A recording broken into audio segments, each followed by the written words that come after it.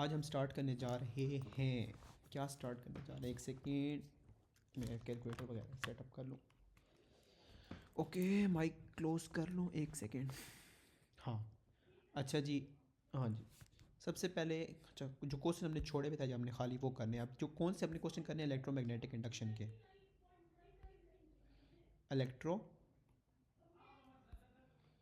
Magnetic, इसको मैंने as a different chapter treat किया, ठीक है। इलेक्ट्रोमैग्नेटिक इंडक्शन है चैप्टर एक ही, लेकिन ट्रीट डिफरेंटली करेंगे। क्वेश्चन बिल्कुल डिफरेंट होते हैं इसके, फॉर्मूलाज डिफरेंट हैं, लाइक वो भी करते हैं तो आपको आइडिया हो जाएगा कैसे कैसे डिफरेंट है, ठीक है। Question number 1, the coil of insulated wire है, is wound on a copper core. ठीक है, कॉपर कोर है, ये कॉपर कोर है आपकी, ये आपका एसी सप्लाई है यानी अल्टरनेटिंग करंट है, इंसुलेटेड वायर है, सही है।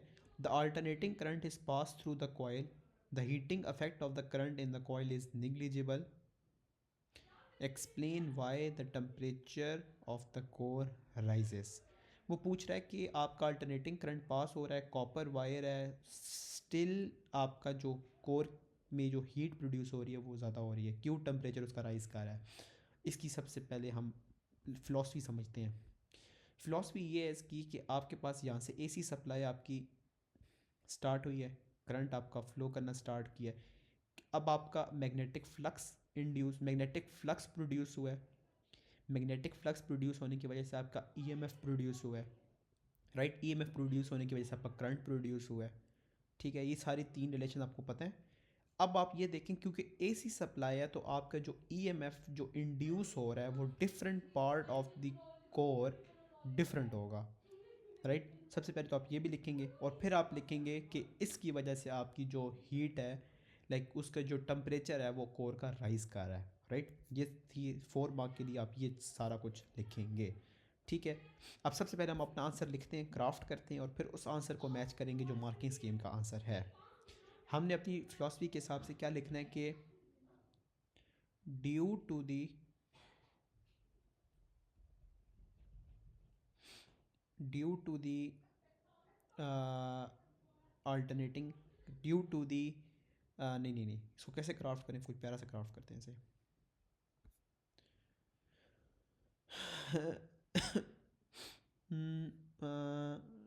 ड्यू टू द करंट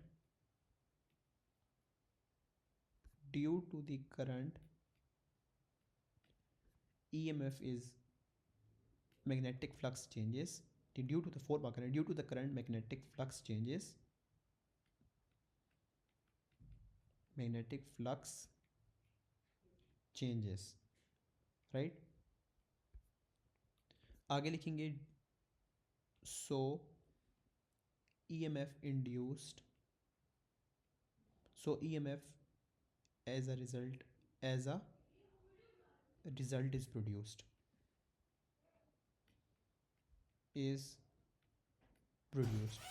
ये लिख दिया। और आगे आएगा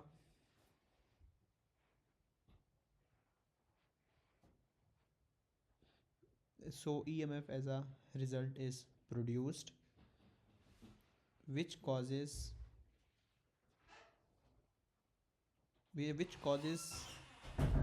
current in the copper core, right। Copper core अब आपने ये बता दिया है। अब बताएंगे due to the presence of alternating current alternating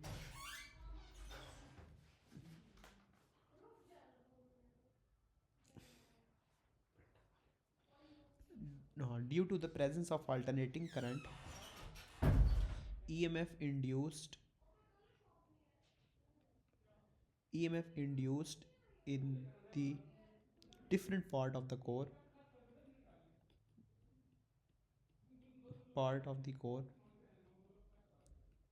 will be different,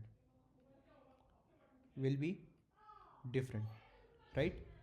अच्छा जी, और फिर लिखेंगे सो टेम्परेचर राइजेस। ठीक है, सो नहीं नहीं, सो कैसे आखिर में लिखें? So it causes an increase in heating, वरना अगर कॉपी पेस्ट करेंगे फ़ायदा नहीं है। एन इंक्रीज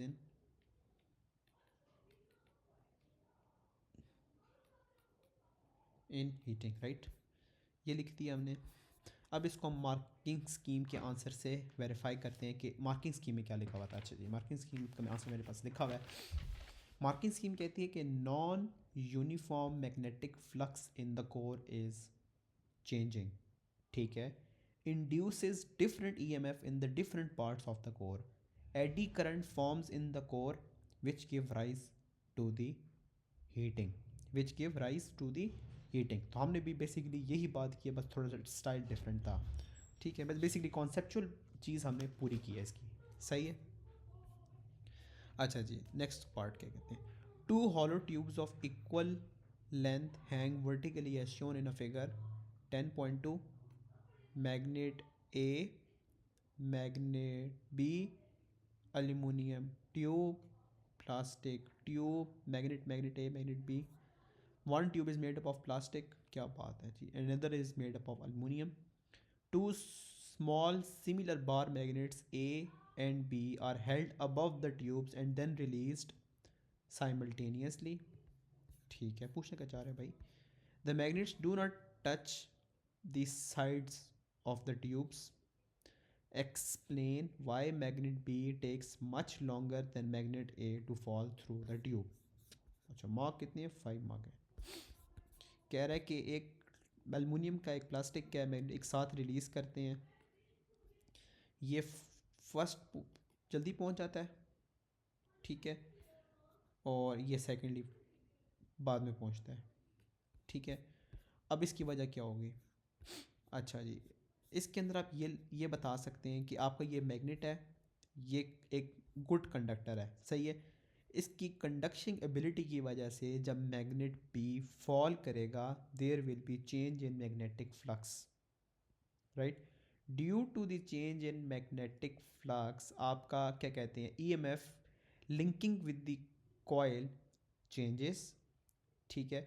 उसकी वजह से क्या होगा? करंट प्रोड्यूस होगा, और आपका क्या कहते हैं, आपकी जो मैग्नेटिक फील्ड की जो करंट होगा, बेसिकली करंट जो आपका होगा, ठीक है, इसकी जो फील्ड लाइंस होंगी, करंट की जो फील्ड लाइंस होंगी, वो आपकी अपोज करेंगी to the motion of magnet. सही है, बेसिकली आपने पास ये वाली कहानी इसमें बतानी है। ठीक है, अच्छा जी, ठीक है। अब सबसे पहले हम क्या बताएंगे इसे? हाँ, एक सेकेंड, हाँ। सबसे पहले यहाँ पे बताना स्टार्ट करें, aluminium is a conductor, is a conductor. So when the magnet falls,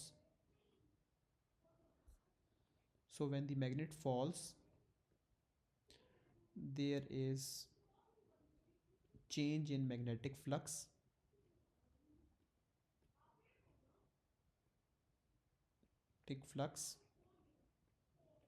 There is change in magnetic flux, right? Due to the change in magnetic flux,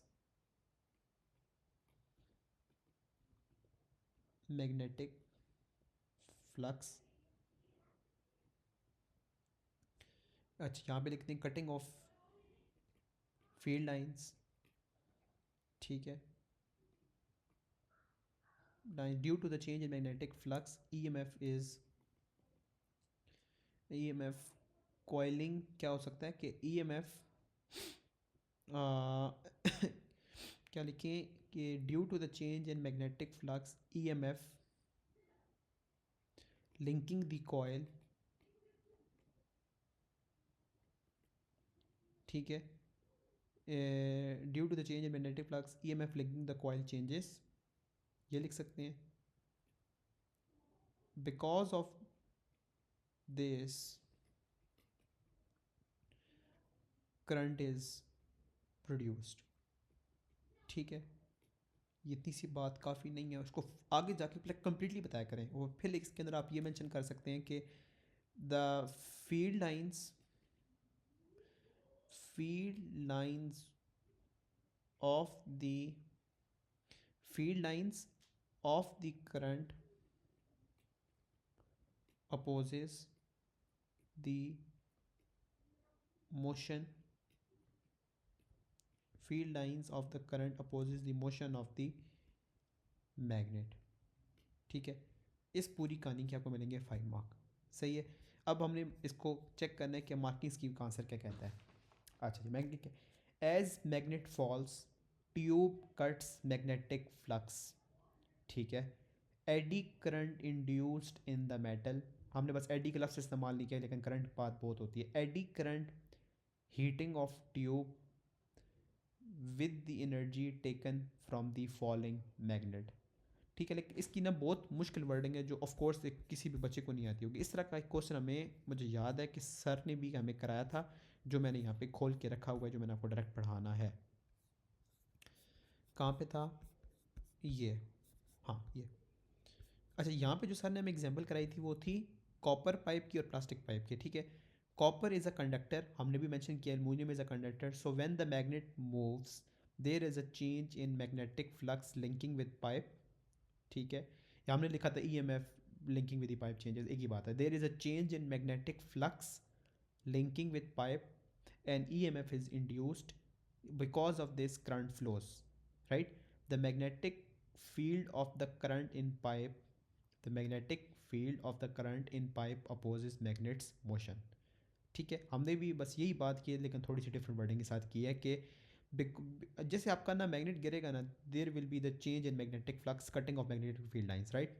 because of that magnetic flux linking with the pipe changes, an EMF is induced. Because of that current it flows, the magnetic field of the current opposes the magnet's motion. Basically same repeat कर करके बात लिखनी होती है. सही है, आपने बस ये लिखना है कि इसके मैग्नेट के फॉल करने से magnetic flux linking with the pipe changes. Because of that EMF is produced, EMF के इंड्यूस होने की वजह से करंट फ्लो करना स्टार्ट करेगा. करंट फ्लो करने की वजह से आपका हीटिंग इफेक्ट भी प्रोड्यूस होता है. वो लिखने की शायद ज़रूरत है नहीं है, मर्ज़ी है आपकी. और फिर आप मेंशन कर सकते हैं कि जो आपकी magnetic field of the current होगी, उसकी वजह से आपको आपका जो मैग्नेट है वो एक मोशन अपोज फील होगा. ठीक है, उसका मोशन अपोज होगा. ठीक है,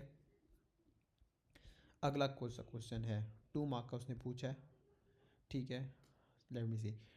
2 coils P Q are placed close to one another as shown in a figure 10.1. The current in coil P is constant. An iron rod is inserted in coil P. Explained during the time rod is moving there is a reading on the voltmeter connected to coil Q. ठीक है, अब यहाँ पे हम ये mention कर सकते हैं कि अगर इसके अंदर से ना एक रॉड है ना पड़ा हुआ, लेट मी सी, क्या आप इसको, ठीक है, लेकिन इसको ब्लू कर देते हैं. ठीक है, ये आपको मिसाल के तौर पे ये रॉड है आपका. सही है, इसको आपने बार बार मूव इन किया, मूव आउट किया, मूव इन मूव आउट. इसकी वजह से क्या हुआ है कि आपके पास ना cutting of magnetic field lines हुई हैं, यानी मैग्नेटिक फ्लक्स प्रोड्यूस हुआ है. मैग्नेटिक फ्लक्स प्रोड्यूस होने की वजह से EMF इंड्यूस हुई है. EMF के इंड्यूस होने से करंट फ्लो करना स्टार्ट किया होगा, राइट? करंट के फ्लो करने से आप लोग ये मेंशन कर सकते हैं कि due to the changing of magnetic flux EMF is induced, और करंट की मौजूदगी की वजह से आपका जो वोल्ट मीटर है वो रीडिंग शो करने लग पड़ेगा. अब लेट मी सी कि मार्किंग स्कीम में क्या वर्डिंग यूज़ हुई है. अच्छा जी, मैग्नेट, अच्छा आपका क्या कहता है कि as rod moves magnetic flux linkage with coil Q changes, this induces an EMF in Q. Iron is a magnetic material. सही है, आप क्या लिखेंगे. अच्छा जी, हाँ एक सेकेंड, हाँ एक में मुझे ना स्टिल कंफर्म कर लेते हैं. एक में कि मैग्नेट ये लिखी हुई थी, ये मैंने खुद लिखी थी, मुझे ज़हन में नहीं अब. मुझे फील हुआ जैसे कि एक बेटर एक्सप्लेनेशन होनी चाहिए थी इसकी मार्किंग स्कीम में भी। एक मिनट, लेट मी कंफर्म। इतना फास्ट नेट है।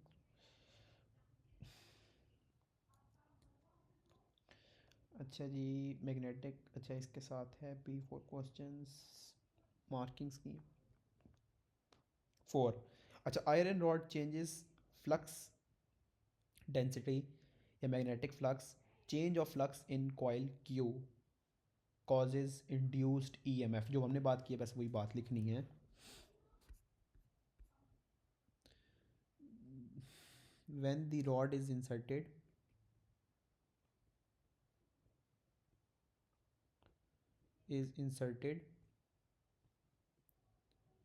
there is change in magnetic flux, right, which induces an EMF in coil Q. Due to that, current flows and voltmeter starts to show reading, right? Exactly marking scheme copy paste भी नहीं करना होता इस तरह के questions में जिसमें like थोड़े से एक्सप्लेनेशन देनी हो, राइट? उनने टू द पॉइंट बताया होता है। लेट मी सी किस कि ये हमारा पार्ट है, हमारे मतलब है ये नहीं है। अच्छा जी, एक मिनट मुझे पहले सेट करने दें इसका कलर।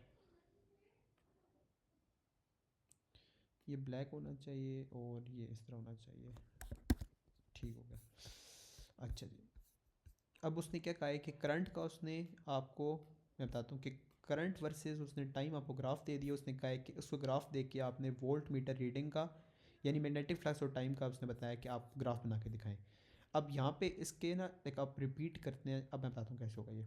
यहाँ पे चेक करें कि आपका ग्रेडियंट इंक्रीज़ हो रहा है T1 से पहले पहले तक, राइट? ये चेक करें, यहाँ से लेके यहाँ तक थोड़ा सा डिफरेंस है आपका, राइट? हम क्या करेंगे कि उससे पहले पहले तक ना ये चेक करें कि अब आपका नीचे बॉक्स बन सकता है, राइट?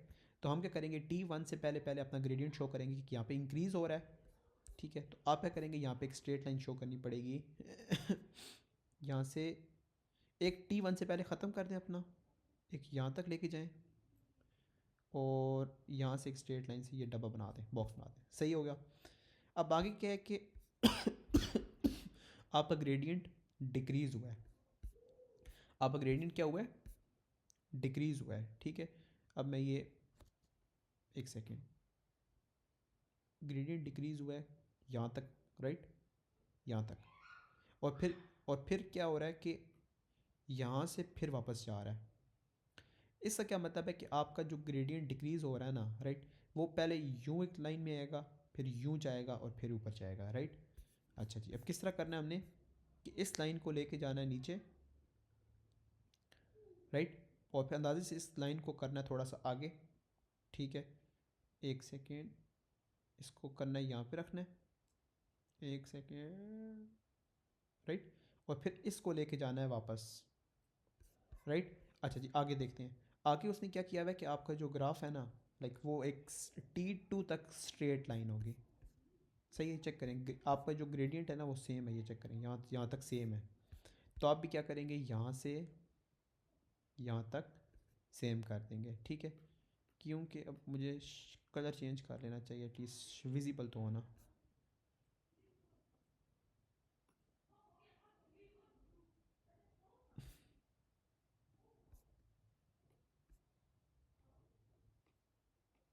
राइट, और ये आखिर में ये भी कलर चेंज कर लेते हैं इसका, ठीक है? राइट, इसके आपको फुल मार्क मिलेंगे। सही है, ये यूँ करना होता है क्वेश्चन। अभी तो रिपीट, अभी तो फर्स्ट टाइम था ना, अगर हर ग्रेडियंट थे कि आपने ग्राफ बनाना होता है, अभी तो आगे जो जो किस तरह के क्वेश्चन आने हैं। अच्छा जी, ट्रांसफार्मर बेसिकली सिलेबस से आउट हो गया।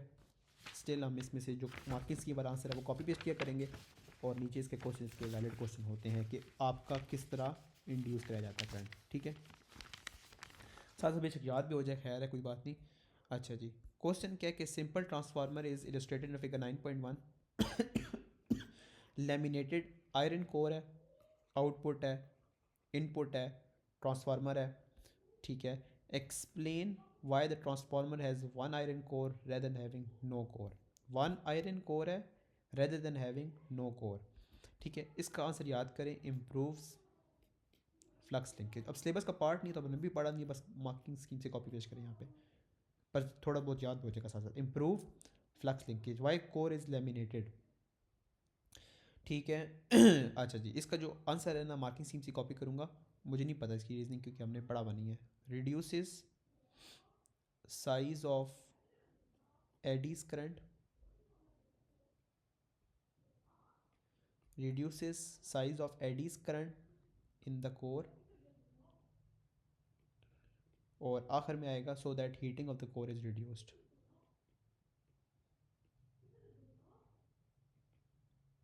heating of the core is so that heating of the core is reduced, ठीक है। reduce the size of the eddies current in the core so the heating of the core is reduced। और ऊपर क्या iron core क्यों use करते हैं, rather than having no core, improve flux linkage। इसको रट्टा मारेंगे। अगला हमारे मतलब क्वेश्चन होगा, हाँ, by reference to the action of transformer, explain why the input of the transformer is an alternating voltage rather than constant voltage, ठीक है। आपका क्या होगा यहाँ पे, आपका आपका अल्टरनेटिंग करंट होगा, उसकी वजह से आपका मैग्नेटिक फ्लक्स प्रोड्यूस होगा। क्योंकि मैग्नेटिक फ्लक्स प्रोड्यूस हो रहा है, ईएमएफ इंड्यूस होगा आपका आयरन कोर के जो, सॉरी, ये जो कोर टू है बेसिकली, ये जो है क्या बोलते हैं इसे, जो भी है ये कॉयल है, इसके अंदर भी इंड्यूस हो जाएगा। सेकेंडरी कॉयल बोलते हैं, सॉरी, इसे सेकेंडरी कॉयल के अंदर आपका करंट इंड्यूस हो जाएगा। बस इतनी सी आपने एक्सप्लेनेशन देनी है, ठीक है। अच्छा, मार्किंग स्कीम की एक्सप्लेनेशन क्या है, alternating voltage give rise to the changing magnetic flux in core, सही है। Changing flux links the secondary coil induced EMF is only when flux changes, yes perfect, हमने जो बात की है बिल्कुल वही है। Alternating voltage give rise to changing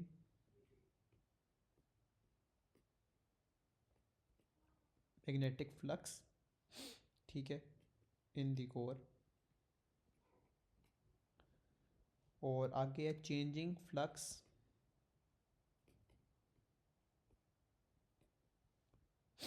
links the secondary coil,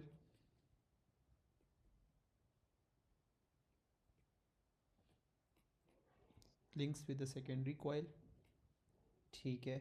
और induce EMF is only when flux changes,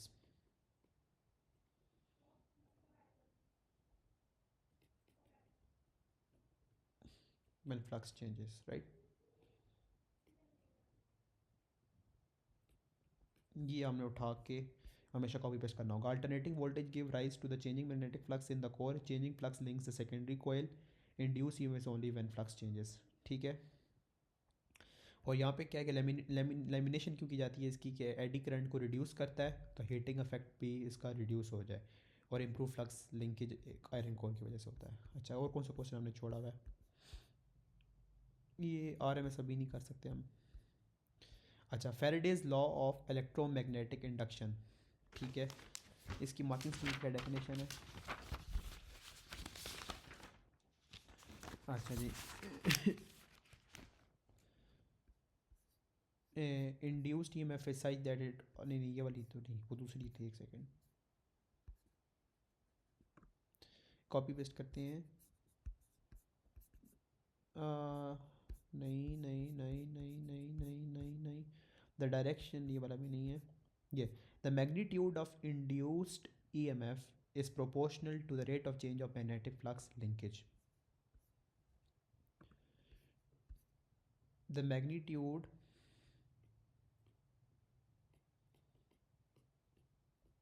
magnitude of induced the magnitude of induced EMF is proportional to the rate of change of magnetic flux linkage.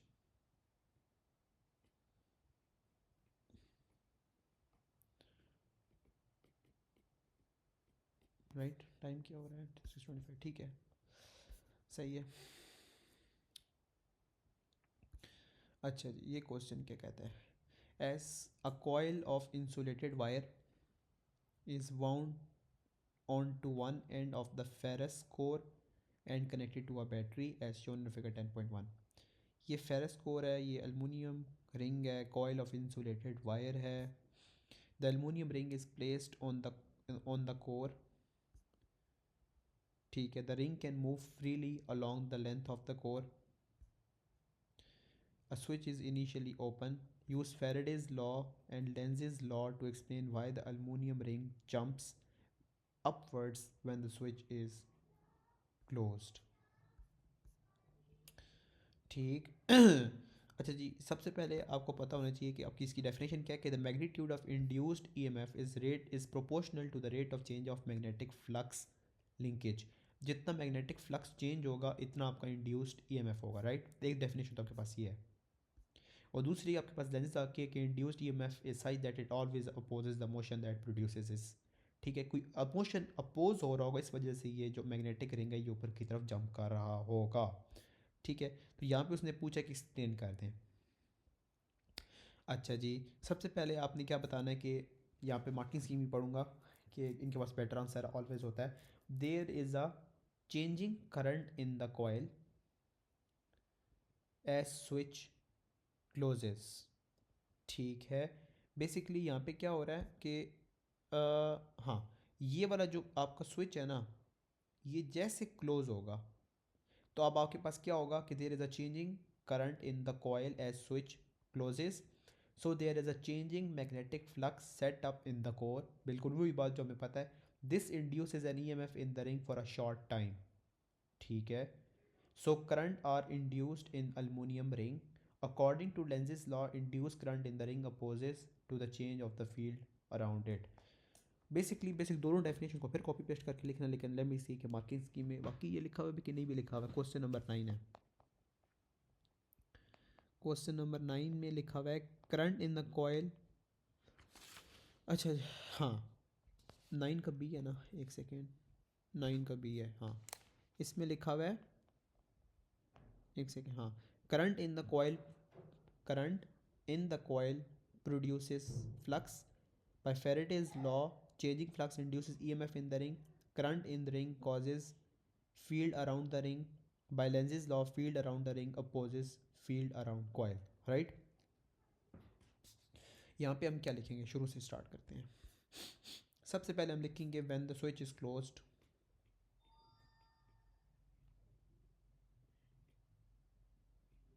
When the switch is closed,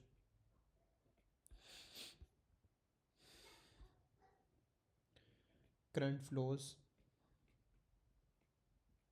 right? Due to this, so there is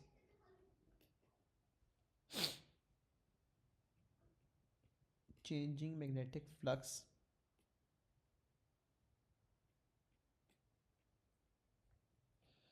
so there is a changing magnetic flux set up in the core, right? एक तो ये चीज़ लिख दी हमने कि switch close हुआ, current produce हुआ, changing magnetic flux produce हुई, ठीक है। फिर लिखेंगे this induces EMF in the ring, ठीक है। This induces EMF in the ring for the short time, क्योंकि बाद में उसने पोस्ट कराना है, ठीक है, for the short time. So so current जो होगा are induced, so current is induced in the aluminium ring, right, okay. और फिर आप आखिर में लिखेंगे जंप करने की क्या वजह होता है। So due to induced current is induced current is such that it always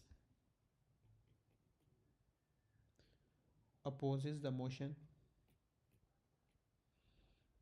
that produces it,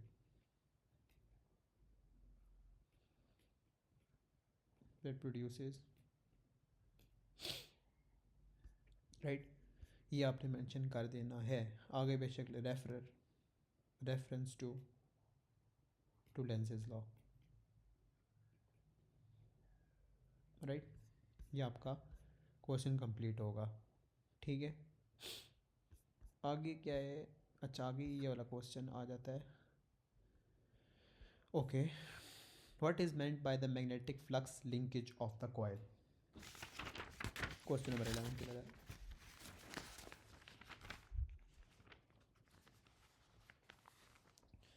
ठीक है। Magnetic flux linkage of a coil, आपको पता होगा कि, एक सेकेंड मैंने एक और चीज़ चेक करनी थी क्वेश्चन नंबर 11 में। हाँ, अब आपको पता होगा कि मैंने आपको नोट से दिखाता हूँ, बल्कि ये आपको पता होगा कि आपके पास जो होता है ना, ये मैग्नेटिक फ्लक्स समझ लें, ठीक है। फेरेडेज लॉ की क्या होता है कि directly proportional to the N theta यहाँ पे गिवन। हाँ, मैग्नेटिक फ्लक्स क्या होता है, theta is equals to B A, where B is a magnetic flux density perpendicular to an area A, weber कहते हैं इसका यूनिट होता है, और इसी और क्या कहते हैं कि N N five, N five क्या होता है, एन बी ए, सही है। N number of turns of coils होते हैं, ठीक है। ये अब आपने ना सारी चीज़ कहानी यहाँ पे मेंशन करनी है। क्या होता है कि आपके पास फाइव एम ई था ना, ई था या नहीं था, हाँ ई था, राइट। आपके पास फाइव और एम आ गए, ठीक है। इसका मतलब है कि आपके पास एन बी ए आ जाता है, सही है। अब आपके पास क्या है कि जो मैग्नेटिक फ्लक्स डेंसिटी है उसको मल्टीप्लाई किया जाता है एरिया से, ठीक है। और आपको मैग्नेटिक फ्लक्स डेंसिटी जो होती है वो नॉर्मल टू एन एरिया होता है, राइट। ये चीज़ आप यहाँ पे मेंशन करेंगे कि magnetic flux density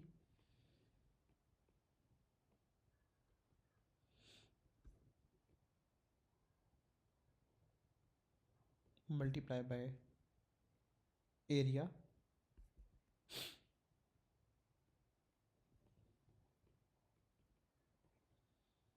magnetic flux density is normal to area, right, and आखिर में लिख देंगे N B A, right, number of turns of coil,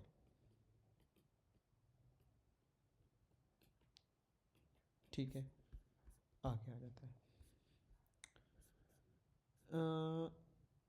ठीक है। 7.5 field flux density, 160 turn diameter given है, सही है।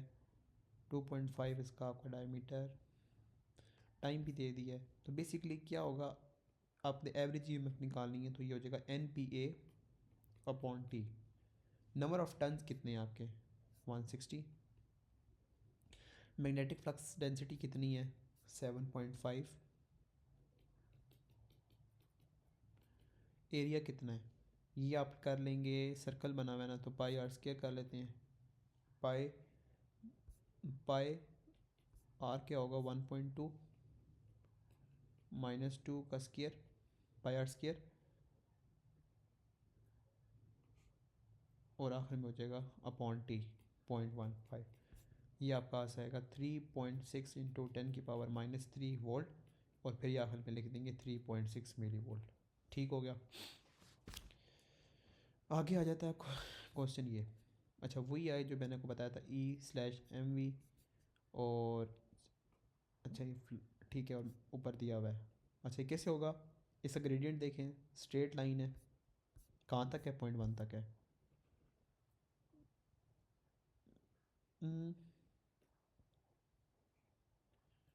सही है।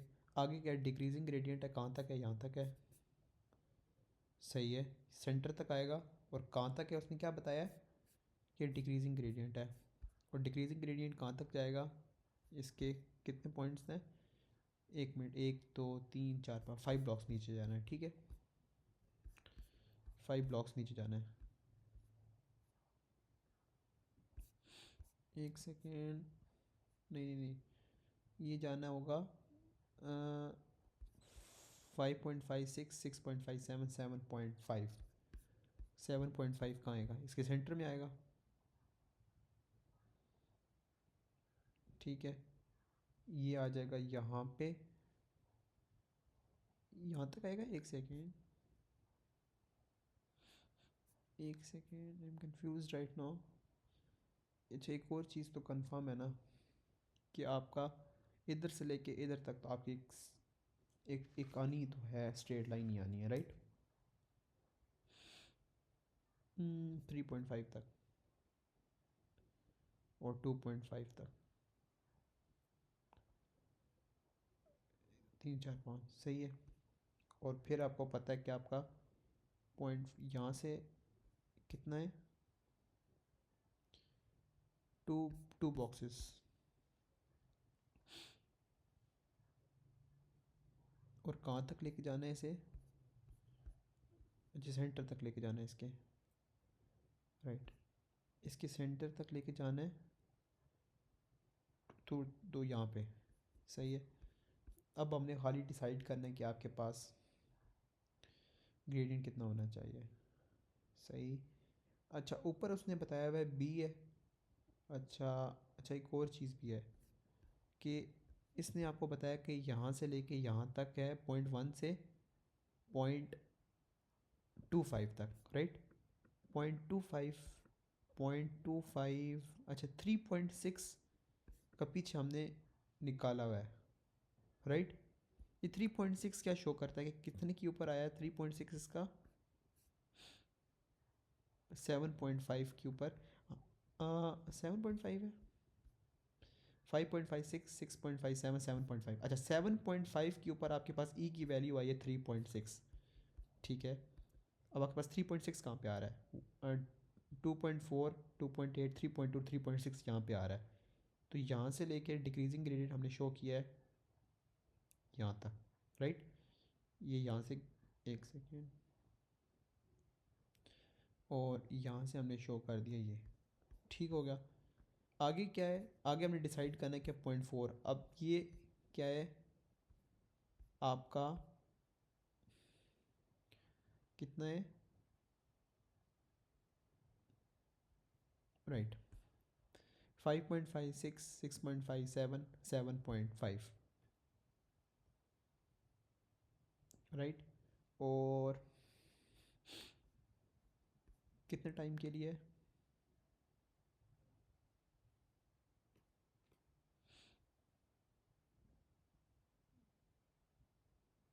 राइट। मैंने एक चीज़ कंफर्म करनी है कि 1 सेकेंड, अगर इसका एरिया निकाला जाए इसका, तो वो कितना आ रहा था, राइट। अगर इसका 1/2, 0.25 माइनस, 1 मिनट में चेक करता हूँ इसका इसका एरिया कितना आ रहा है, 1/2, 2.5, नहीं नहीं नहीं, 0.25 माइनस 0.1, 0.1 मल्टीप्लाई बाय 7.5, 0.562, ये कितना आ रहा था, 3.6 मिली, नहीं कुछ और करना पड़ेगा। आई एम कन्फ्यूज कि, अच्छा ठीक है मैं समझ गया एक बात। अच्छा, यहाँ पे चेक करें इसका ग्रेडियंट, ये चेक करें, ये आपका ग्रेडियंट, ये ग्रेडियंट भी आपके पास है ना, ये कितना है आपका, पॉइंट, 1 सेकेंड मुझे वापस चेक करने दें, 0.56, 0.5625, ठीक है। और इसका चेक करते हैं, इसका भी क्या है कि 1.2 मल्टीप्लाई बाय 7.5 मल्टीप्लाई बाय आपका नीचे कितना एरिया है, नीचे डिस्टेंस कितना है, 1 2 3 4 5 6 7.7, 2.6।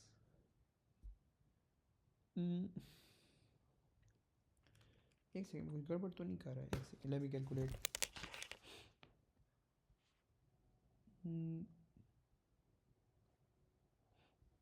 पॉइंट 1 का आ रहा है मेरे ख्याल में, हाँ, नहीं नहीं नहीं, 0.31 0.32 होता है ना इस तरह, तो 0.425 माइनस 0.35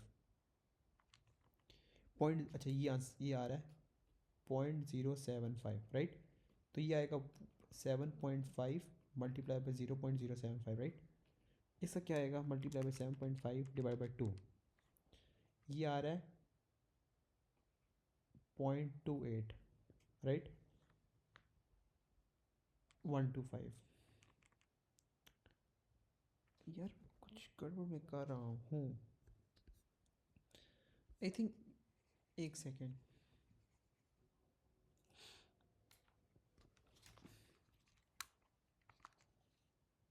0.25 माइनस 0.1, 7.5, 0.5625 ये आ रहा है। मैं कौन से पार्ट मिस कर रहा हूँ, आई फील लाइक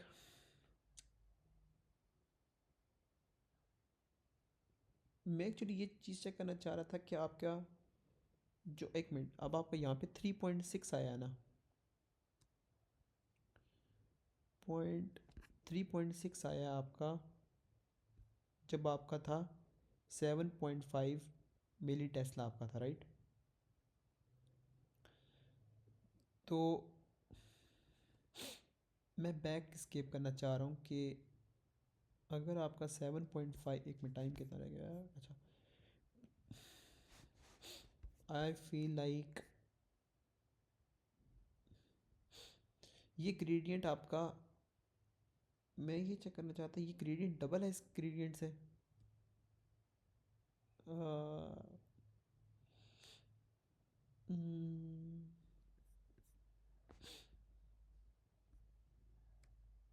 इतना इतना तो समझ आ रहा है कि ये शार्प नहीं है, ये ज़्यादा शार्प है, इसका ज़्यादा ग्रेडियंट होना चाहिए। नहीं, for now, for the sake of question, अब इसको कंप्लीट करता हूँ, फिर मैं बाद में इस पर चेक करूँगा कि यहाँ तक इस किस पॉइंट तक हमने शो करना है,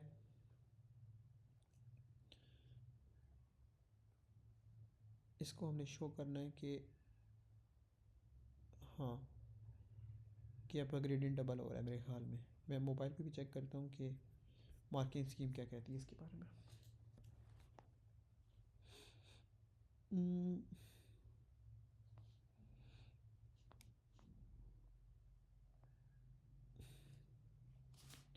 सी का पार्ट क्या कहता है कि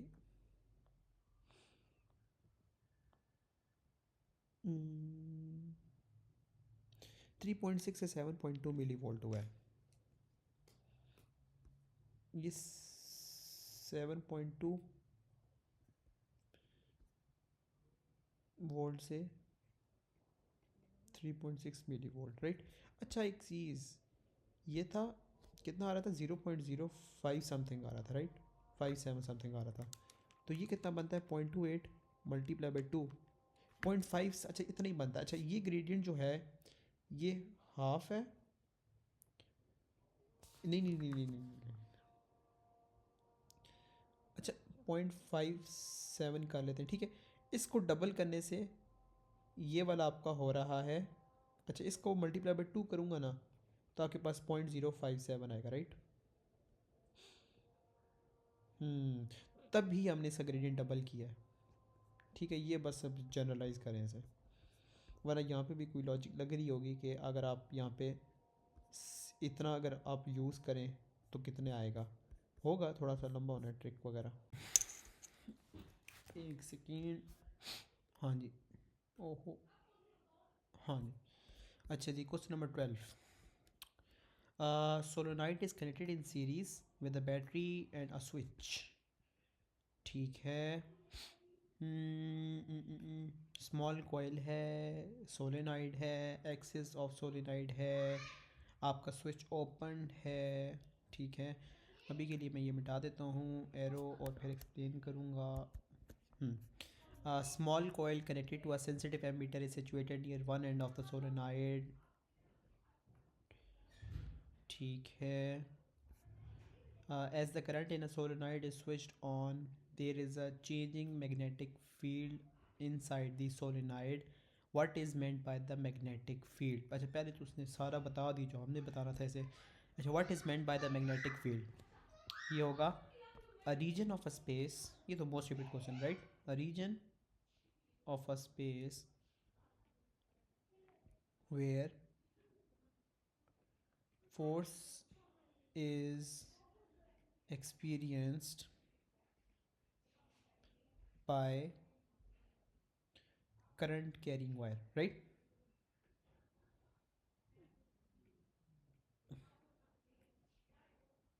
ये थी हमारी डेफिनेशन, इसका भी मिल जाएगा 1 मार्क। सही है।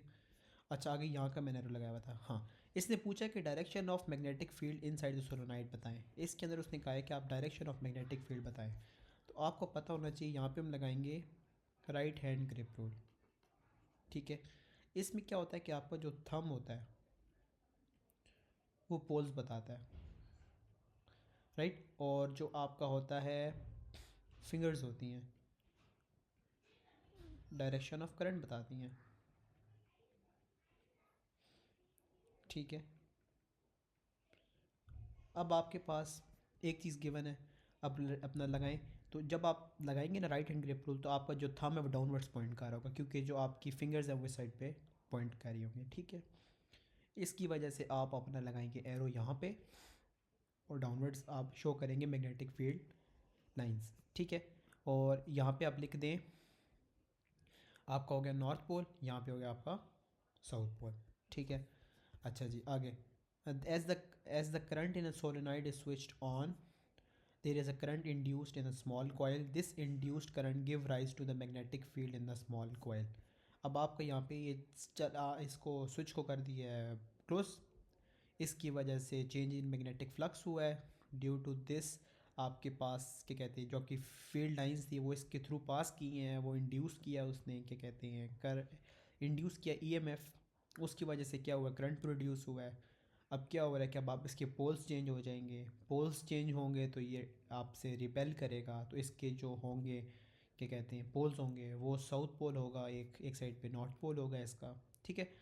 और इसका एरो उसने अभी तक पूछा नहीं है, लेकिन अगर आपने एरो बनाना हो तो कैसे बनाएंगे, यूँ एक एरो बना देंगे, राइट। तो अब आपको समझ आ गई कि लेंसेज लॉ यहाँ पे अप्रूव ऑफ हो रहा है। ठीक है। State lenses law. अगर आप लेंसेज लॉ बताने हैं, direction of induced current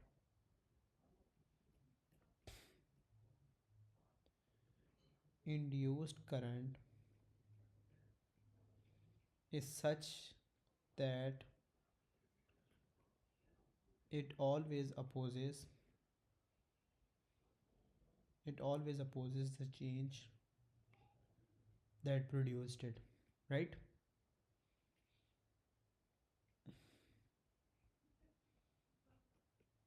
That produced it, right? Okay. ये तो रटा हुआ मार्क था, ये बच्चों वाला मार्क था, ये भी रटा हुआ मार्क था। अभी तक तो मुश्किल कुछ भी नहीं है। 10 में से आपको कितने स्कोर कर लिए हैं, 2 3 4 मार्क अभी तक स्कोर कर लिए हैं आपने। अच्छा, आगे क्या क्वेश्चन है, use Lenz's law to state and explain the direction of magnetic field due to induced current in the same coil, in the small coil. Okay. On figure 8.1 mark this direction with an arrow inside the small coil. ठीक है। अब यहाँ पे हमने already हर चीज़ कर दी है जो उसने हमसे पूछी है। हमने ऑलरेडी कैरो लगा दिया, बता दिया कि यहाँ पे बेसिकली अब हमने इस सिचुएशन को दोबारा थोड़ा सा एक्सप्लेन करके बताना है यहाँ पे कि आपका क्या है कि आपके पास जो मैग्नेटिक फील्ड प्रोड्यूस हुई है वो डाउनवर्ड्स इंक्रीज़ कर रही है। ये इसकी इंक्रीज़ करने की वजह से ऊपर साउथ पोल आ जाता है, ठीक है। और इसको रिपेल कर रही है आपका स्मॉल कॉइल, ठीक है। उसका जो होगा क्या कहते हैं, लाइक आपने इस दोबारा रीस्टेट कर दी है, रीट्रेट कर देनी है इसकी डेफिनेशन थोड़े से इसको लिंक करके। अब अगर हाँ अब यहाँ पे मेंशन करें कि आपका जो है ना ये वाला एरो है, लाइक मैग्नेटिक फील्ड, मैं बताता हूँ कैसे होगा। Field magnetic field in the coil increases downwards downwards, ठीक है। एंड ओके, ठीक है। Magnetic field in the coil increases downwards, और increases downwards in the solenoid है ना ये, यस, इन दी सोलेनॉइड। एक बात तो आपने ये लिख दी। एंड एंड क्या कहते हैं, हाँ, it and field lines in the small coil exerts upward field, ठीक है। अपवर्ड फील्ड स्लैश फोर्स कर दें, ठीक है। और फिर आप बताएंगे to oppose the change, to oppose the cause that produced it, ठीक है।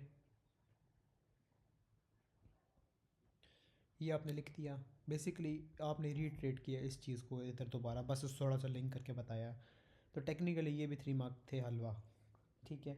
और अगर आप मार्किंग स्कीम की पॉइंट्स देखें, कौन सा क्वेश्चन है ये, क्वेश्चन नंबर 12 है। अच्छा जी, क्वेश्चन 12 क्या कहता है कि magnetic field in the solenoid is increasing. हमने क्या बताया, downwards, field in coil in opposite direction to oppose increase, ठीक है। इस इंक्रीज को अपोज करने के लिए एक फील्ड प्रोड्यूस हुई है अपवर्ड स्मॉल कॉयल के अंदर, एरो इनसाइड और just above the small coil pointing in opposite direction to P. Basically P की डायरेक्शन आपने मार्क कर दी थी अपवर्ड्स। अच्छा, मैं यहाँ थोड़ा सा ना आपको बताता हूँ, थोड़ा सा इंक्रीज सर बेटर एक्सप्लेन कर देता हूँ कि आपने, आपका जो ये वाला एरो है ना ये फील्ड लाइन को बता रहा है। आप फील्ड लाइन से आपको पता लगे ऊपर साउथ पोल है नीचे नॉर्थ पोल है, अब आपको पता लग गया कि जो आपकी फील्ड है ना वो डाउनवर्ड्स इंक्रीज़ कर रही है, राइट। इस डाउनवर्ड को इंक्रीज़ कर रही है और इसकी वजह से यहाँ पे फील्ड लाइंस की प्रेजेंस की वजह से यहाँ पे भी एक स्मॉल कॉइल के अंदर भी तो ईएमएफ इंड्यूस हुई होगी, राइट। अब क्या होगा कि इसके इंक्रीज़ करने से लेंसेज लॉ कहता है कि आपका ये इंक्रीज़ और जो ये यहाँ पर फील्ड लाइंस हैं इसको अपोज करेंगी, ठीक है। इससे ही लेंसेज लॉ कहा जाता है। अब अगर लेंसेज लॉ पढ़े तो क्या लिखा है, direction of induced current is such that it always opposes the change that caused it और प्रोड्यूस्ड इट। दोबारा पढ़ें, magnetic field in solenoid is increasing in downward direction and it opposes the increase in the field line in the small coil. ये आपने बताना है, ठीक है। अच्छा जी, आखिर में the small coil has an area, अच्छा एरिया उसने दे दिया है 75 टन्स हैं, 1.5 मिली टेस्ला है, और टाइम भी बता दिया है। एवरेज ईएमएफ उसने कहा है कि हमें बताएं। ये किस तरह होगा, यहाँ पे लिखेंगे N P A upon T. Number of coils कितने हैं 75। मैग्नेटिक फ्लक्स कितना है, मैग्नेटिक फ्लक्स दिया हुआ है इसने, कोई नहीं दिया हुआ, एक सेकेंड, हाँ दिया हुआ है 1.4 इंटू 10⁻³ दिया हुआ है। एरिया, अच्छा एरिया दे दिया है 17 इंटू 10⁻⁴,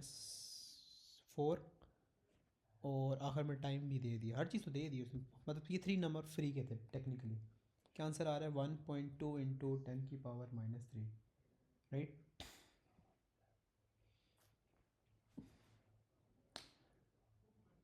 ओ अच्छा जी, एक और चीज़ भी है कि अगर आपका यहाँ पे क्या कहते हैं, जो ये आपको अफेक्ट आ रहा है ना, एवरेज ईएमएफ आ रहा है, ये टाइम्स हमेशा 2 होगा।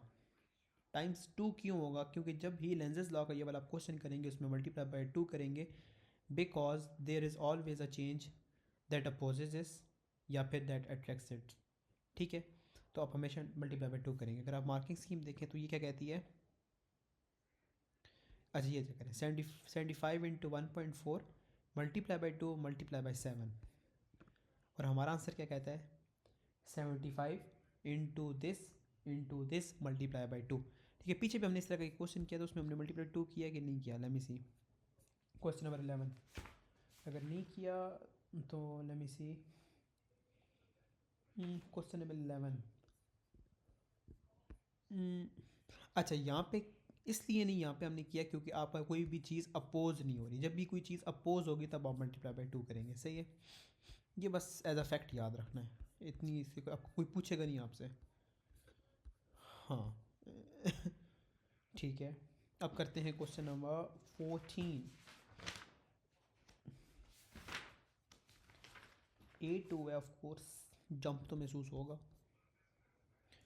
ठीक है, magnitude of induced EMF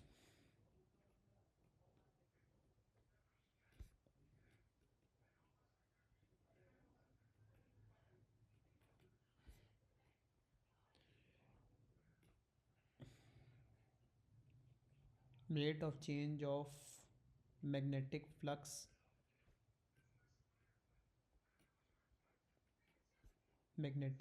linkage, right?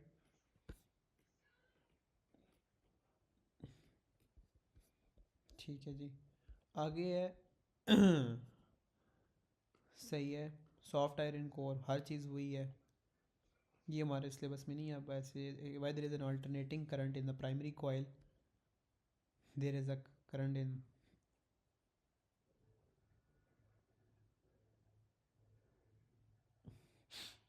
Same answer होगा इसका भी कि आपका क्या होगा कि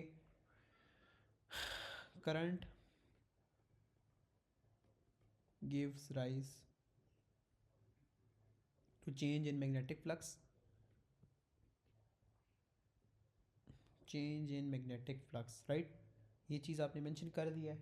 फिर आप लोग मेंशन करेंगे change in magnetic flux, change in magnetic flux links with secondary coil, right. और फिर आखिर में बताएंगे कि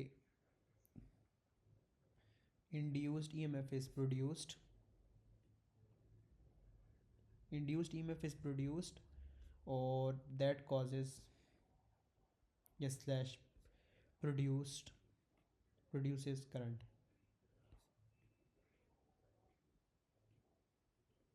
ठीक हो गया जी, ये कर सकते हैं हम या नहीं कर सकते?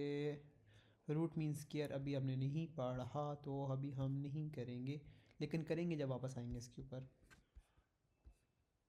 ठीक, ये वाला क्वेश्चन लेमी सी कर सकते हैं हम, question number 16।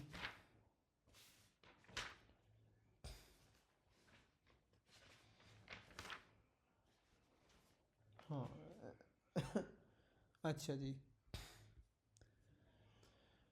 a coil in wire is situated in a uniform magnetic field, flux density B. The coil has diameter consists of 350 tons. Uniform magnetic field, flux density B 350 tons, बता दिए दोबारा। The variation with time t of B is shown in figure 9.2. Show that for time t is equals to 0 to time t 0.20, the electromotive force induced in the coil is this। ठीक है, अच्छा जी आपके पास क्या क्या है? Diameter given है, ठीक है, तो 1.8 बनता है। तो बेसिकली अगर आपने ना इसने कहा है कि इलेक्ट्रिक मोटिव फोर्स अगर आपने होना नंबर ऑफ़ टन्स कितने हैं, 350 टन्स है, ठीक है। और कितने कितने के लिए 0.20 बेसिकली ये यहाँ तक एरिया कैलकुलेट कर लेंगे तो आपको पता लग जाएगा बी कितना है। 1/2.245, ठीक है, -3, राइट। इसको कैलकुलेट कर लेते हैं। 0.2 multiply by 45 into -3 divide by 2, ठीक है, आंसर आ गया मेरे पास 4.5 इंटू 10⁻³ ठीक है,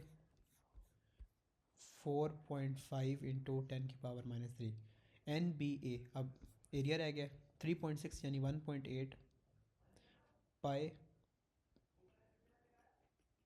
r², ठीक हो गया। और आखिर में टाइम मेंशन करना है 0.20, ठीक हो गया जी।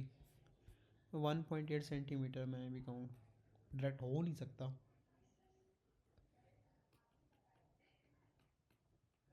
ठीक है। 350 4.5, ठीक है, और आखिर में 1.8। लेट मी कैलकुलेट 4.5 10⁻³ 1.80, एक सेकेंड, -2,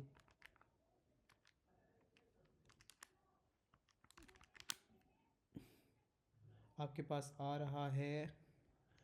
और एक सेकेंड, मैंने कोई मिस्टेक नहीं कर दी।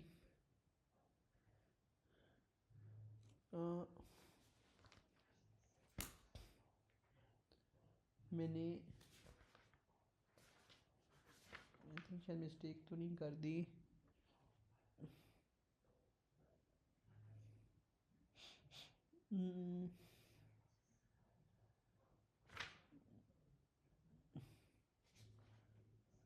एक सेकेंड, मुझे लगा point T is equals to 0 से टी इज इक्वल्स टू 0.20 तक EMF induced in the coil is this, क्योंकि इससे जो मेरा आंसर आ रहा है करेक्ट नहीं आया, इसका मतलब है कोई गड़बड़ है ही, कुछ गड़बड़ है। अ,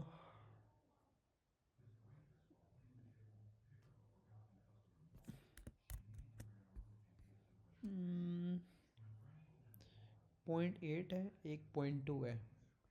अगर हम टोटल एरिया निकालते हैं तो किसका एरिया आएगा, वो तो आएगा 0.8। एक सेकेंड,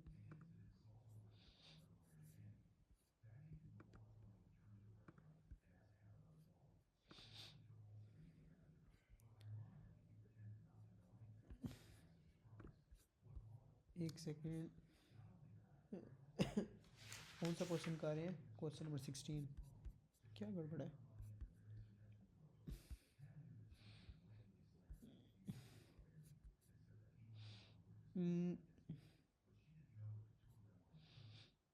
45 इंटू 10⁻³ लिखा हुआ है यहाँ पे। आई एम स्टिल कन्फ्यूज कि show that for time t is equals to 0 to time t is equals to 0.2 the electromotive force induced in the coil is this. For some reason यहाँ पे full लेना पड़ रहा है, I don't no, ये मैं reasoning बाद में चेक करूँगा कि क्या वजह है कि क्या करना पड़ रहा है। मल्टीप्लाई बाय 45 इंटू 10⁻² -3, सॉरी, और मल्टीप्लाई बाय दोनों के पॉइंट प्लस 0.8, राइट। और एक सेकेंड, ये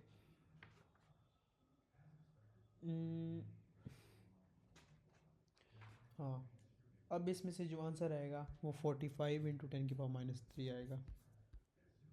यप।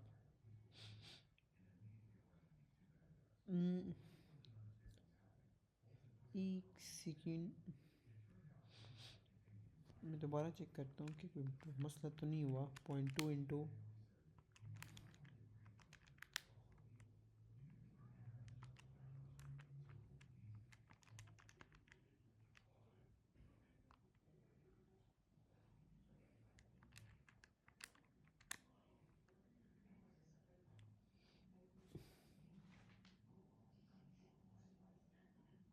45 × 10⁻³ आ रहा है। मेरा नहीं आ रहा, एक मिनट।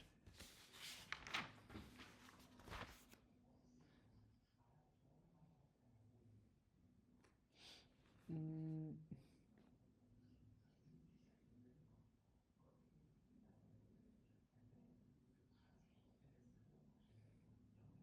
मैं समझ गया हूँ। मैं एरिया क्यों निकाल रहा हूँ कब से? अच्छा जी, मैं बताता हूँ क्या चक्कर था। हाँ, असल में मैं बताता हूँ। हाँ, यहाँ पे उसने पूछा था कि for the time t is equal to 0 to time 0.2 seconds the electromotive force induced in a coil is this. तो आपको उसने आपने खाली चेक करना था कि 0.2 के ऊपर आपका ये कितना आ रहा है, मैग्नेटिक फील्ड डेंसिटी आ कितने रही है, मैग्नेटिक फील्ड फ्लक्स जो भी कहते हैं इसे, क्या कहते हैं इसे, magnetic magnetic field flux density, right. आपने डायरेक्ट चेक कर लेना था कि 0.2 पर आ कितनी रही है। हम इसका एरिया क्यों निकाल रहे थे, क्वेश्चन ये है। नहीं निकालना था, एरिया निकालना ही नहीं है, लाइक पॉइंटलेस है। उसने हमें कुछ हिंट भी नहीं किया कि आपने एरिया निकालना है। I don't know, for some reason मैं एरिया कैलकुलेट कर रहा था उसका। अब यहाँ पे जब कैलकुलेट करेंगे तो 0.080 वोल्ट आएगा। सही है। अच्छा जी, आगे 9.3।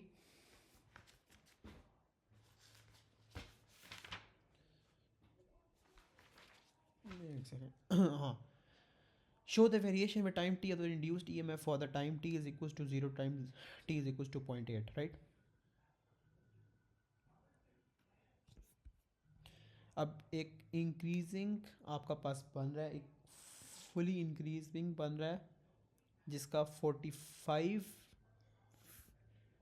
मैग्नेटिक फील्ड फ्लक्स डेंसिटी आ रही है 0.2 सेकेंड्स के ऊपर, राइट।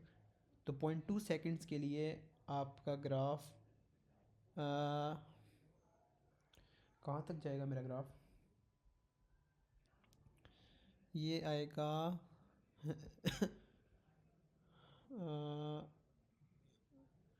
इसका हम निकालेंगे ग्रेडियंट। आई थिंक ग्रेडियंट से मुझे पता लगेगा कि मैंने कितना ऊपर लेके जाना है या कितना नीचे लेके जाना है, राइट। ग्रेडियंट क्या कहेगा कि आपने चेंज इन वाई होता है, चेंज इन वाई और चेंज इन एक्स होता है। चेंज इन वाई कितना है, 45 × 10⁻³ चेंज इन एक्स इज 0.2। अब मैं चेक करता हूँ कितना आता है। 45 × 10⁻³ डिवाइड बाई 0.2, 0.225 आ रहा है।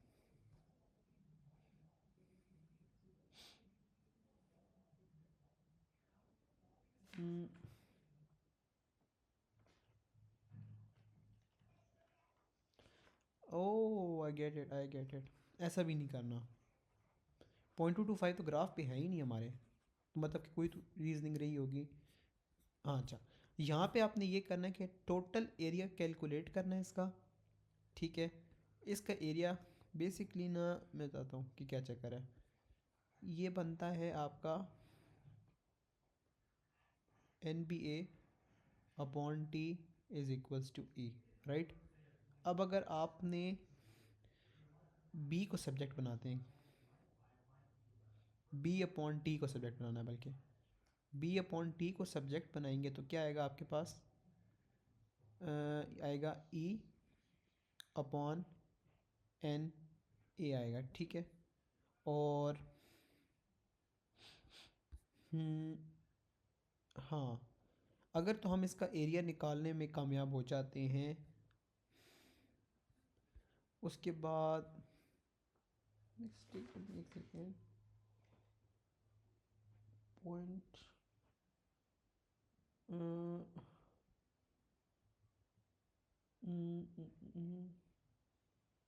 0.4 45 दे रहा है और 0.8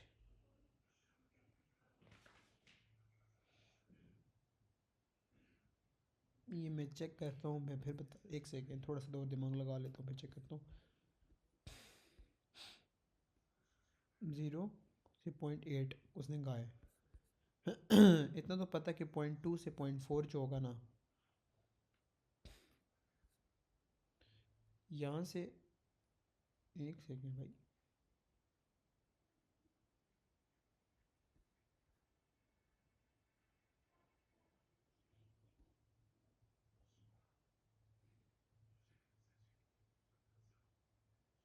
ठीक है बकवास है।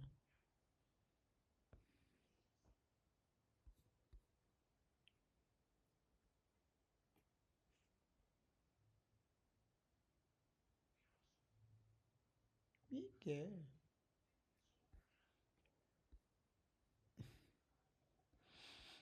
आई डोंट, क्या बकवास है। अच्छा जी, 0.2 से 0.4 तक जा रहा है आपका, ठीक है। बेसिकली एक ग्रेडियंट आपका इंक्रीज कर रहा है और एक आपका डिक्रीज कर रहा है। सवाल है कितना ऊपर कितना लेके जाना चाहिए। पहले जो हमने क्वेश्चन किया था उसमें भी ऐसा कुछ था, जहाँ तक मेरा ख्याल है। आपके पास उस वक्त भी ये ग्राफ था, उससे हमने ये चेक किया था। हमने हमें पता लगा था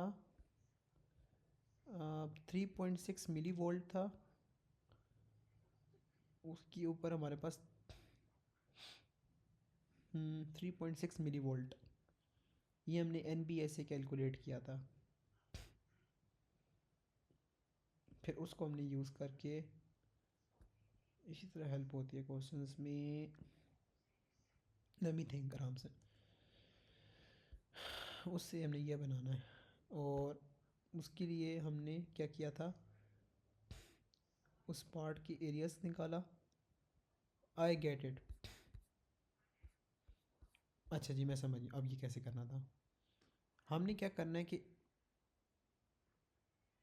इस पार्ट का एरिया निकालना है, ठीक है। और फिर हमने इस पार्ट का एरिया निकालना है, ठीक है।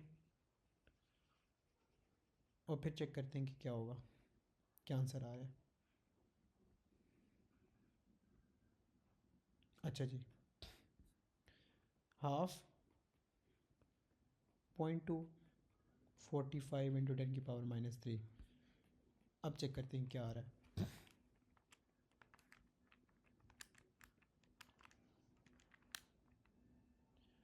4.5 10⁻³ आ रहा है।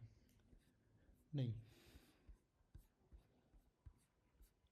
थोड़ा सा कुछ और आइडिया है कि जब हमने एन निकाला है और आपके पास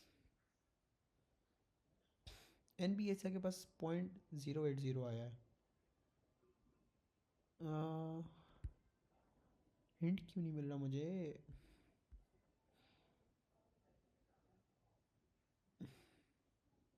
अच्छा, इतना तो कंफर्म है कि ये जो ग्रेडियंट आपका ये डबल होगा और ये हाफ होगा, ये तो नज़र आ रहा है, ठीक है। और अगर इसका एरिया निकाला जाए तो ये 4.5 है, 10⁻³ है। और अगर इसका निकालूँ मैं 1.2 मल्टीप्लाई बाय 0.4 45 10⁻³ 9 आ रहा है। 9 इंटू 10⁻³ तो बेसिकली 4.5 को जब आप 4.5 को जब 2 से मल्टीप्लाई करते हैं तो आपको समझ आ जाती है कि आपका यहाँ पे ग्रेडियंट डबल हो रहा है, सही है। बेसिकली ग्रेडियंट इसका डबल है, इसका हाफ है, ठीक है। ये याद रखना, वो तो पता लग रहा है ना कि ये लाइक लेस डीपर या मोस्ट डीपर है। बस टोटल अब हमारा काम है एक वैल्यू निकाल लेना कि कितना ऊपर जाएगा, वो जिस तक मैं नहीं पहुंच पा रहा स्टिल। ये कोई हिंट मिल जाए यार। हम्म, हम्म, अच्छा, ये कैसे मिल रहा था मुझे, हमने एन कैलकुलेट किया था। नहीं,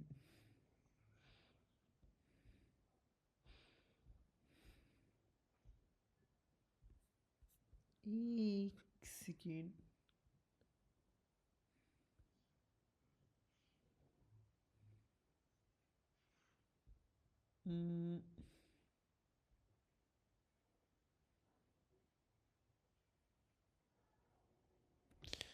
एक सेकेंड, हाँ ये 0.080 है 0.2 तक, राइट?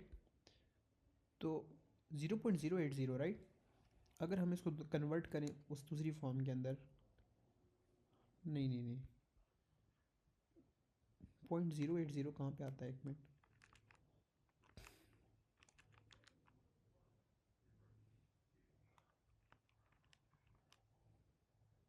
ये तो बहुत नीचे आता है, नहीं यहाँ तो ऐसा नहीं होगा,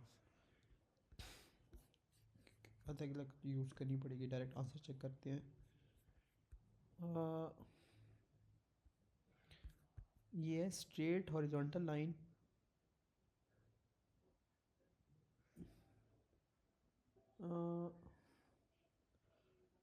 eight 0.080, zero straight line, zero, I think मैं ठीक था यार, अच्छा घंटे से जो हम कर रहे हैं बेस्ट सही था, ठीक है ठीक ठीक ठीक ठीक है। 0.80 कहाँ पे आएगा, इधर आएगा, तो बेसिकली आपका होगा ये 0.80 यहाँ पे आएगा, और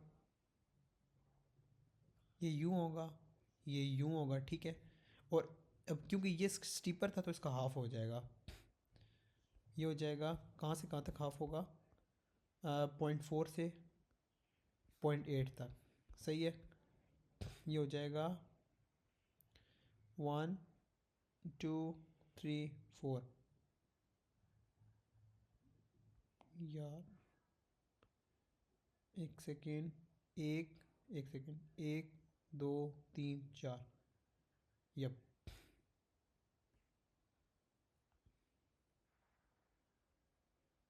एक दो, नहीं नहीं नहीं,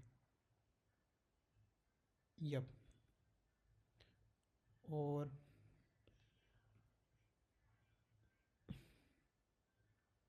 यार पता नहीं क्या बकवास है इसका,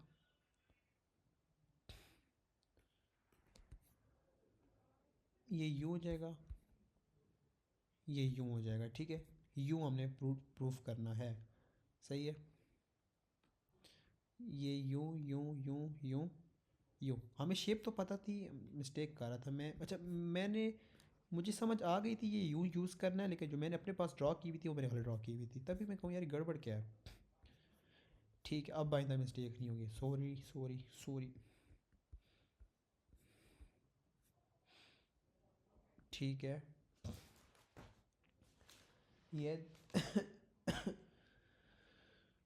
अच्छा जी, ये क्वेश्चन क्या कहता है, a bar magnet is held a small distance above the surface of the aluminum disc by means of a rod as illustrated in figure 9.4। Fixed aluminium disc है, यानी आपके पास है कंडक्टर है, सही है, और ऊपर से रोटेटिंग मैग्नेट है। अगर तो ये मैग्नेट रोटेट कर रहा है तो इसका मतलब है कि there is change in magnetic flux which causes an E M F, which causes you know, अच्छा एक और चीज़ भी है, अच्छा लिखा हुआ है कि use laws of electromagnetic induction, यानी 4 मॉक दोनों लॉज यूज़ होंगे।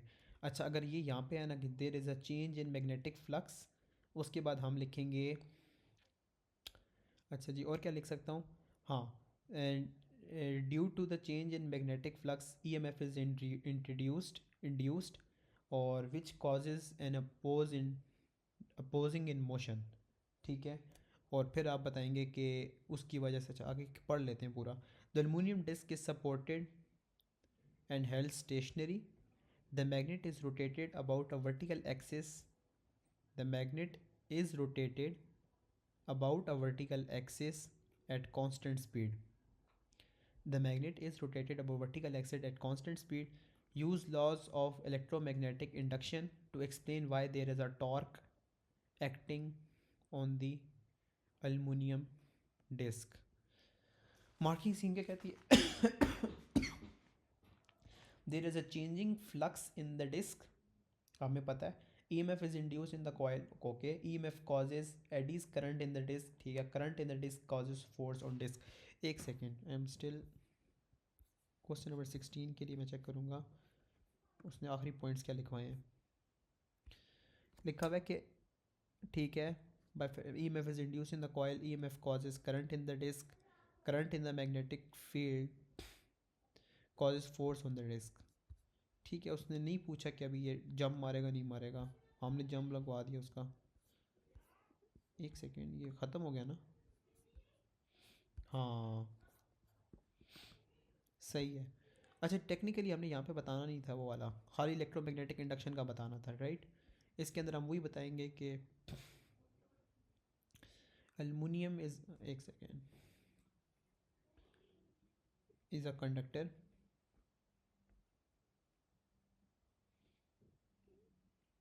conductor due to that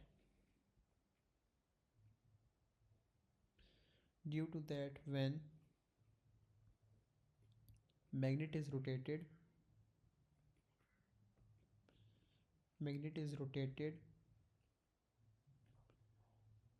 at constant speed,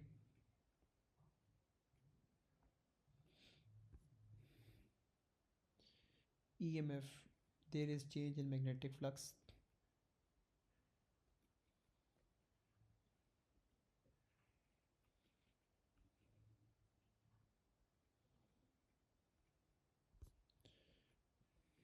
ठीक है, due to this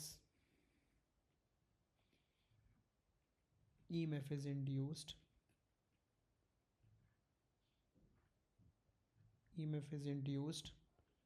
which produces eddy current, या खाली करंट लिखते ही बात है. And because of this force is exerted on disc, right. इसके बाद आपको 4 मार्क पूरे मिलेंगे.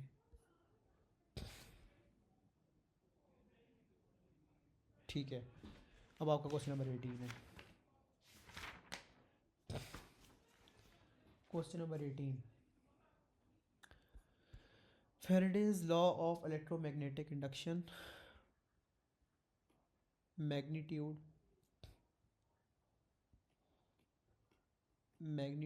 of induced current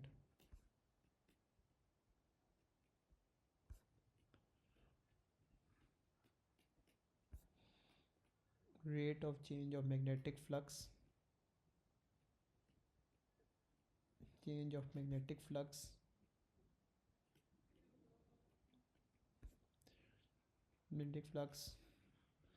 the magnitude of induced current is directly proportional to the rate of change of magnetic flux linkage. ठीक है, one function of the transformer.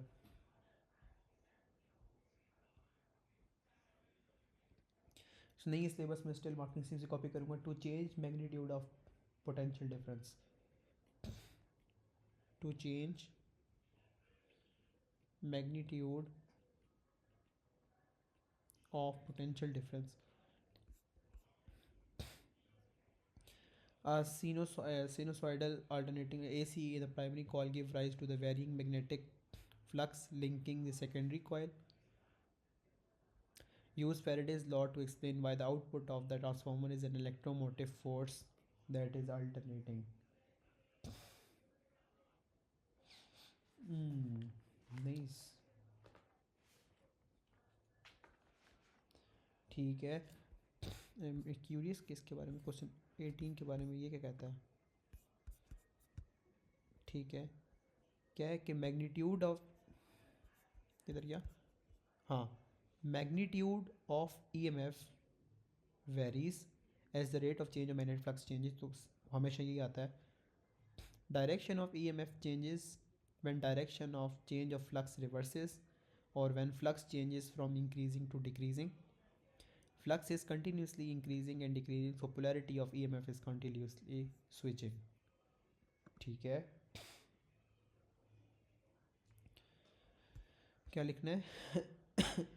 Magnitude of EMF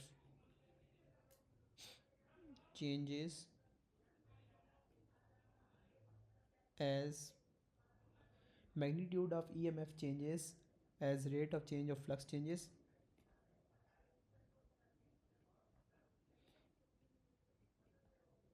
As rate of change of flux changes, right? और फिर क्या लिखेंगे हम? हाँ, direction of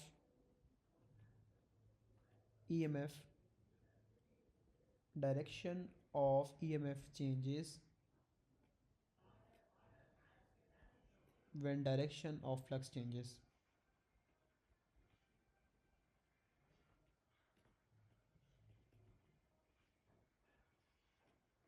right और फिर आखिर में लिखेंगे, बल्कि यहाँ तक बहुत है, soft iron core is laminated. Laminated का हमने पहले भी चेक किया था, क्या होता है?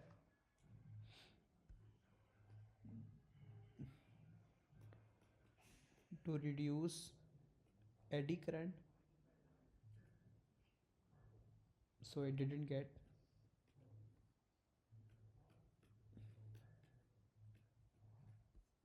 heat up, right? ये किधर क्या हमने यहीं कहीं लिखा था,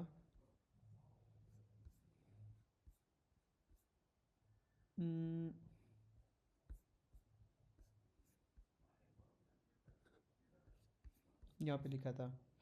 ठीक है, so heating of the core is reduced.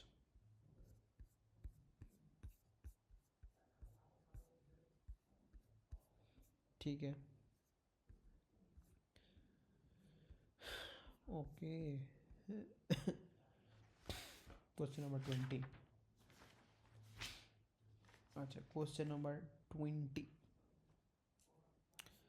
ये मज़े का लग रहा है question. Let's see. State lenses law. Direction of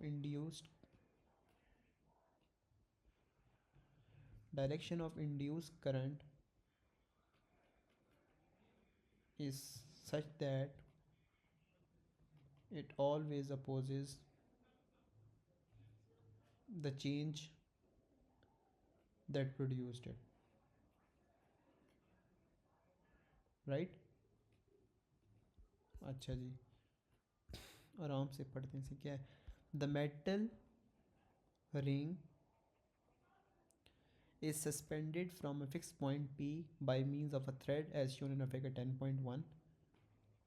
The ring is displaced a distance d and then released. The ring completes many oscillations before coming to rest. The poles of magnet are now placed near to the ring.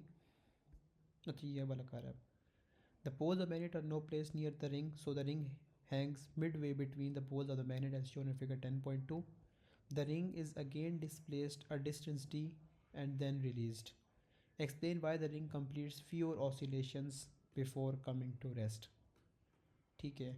अच्छा, ये मुझे ना वही लग रहा है जो अपने ऊपर कॉपर वो जो था. ठीक है, ये कंडक्टर है,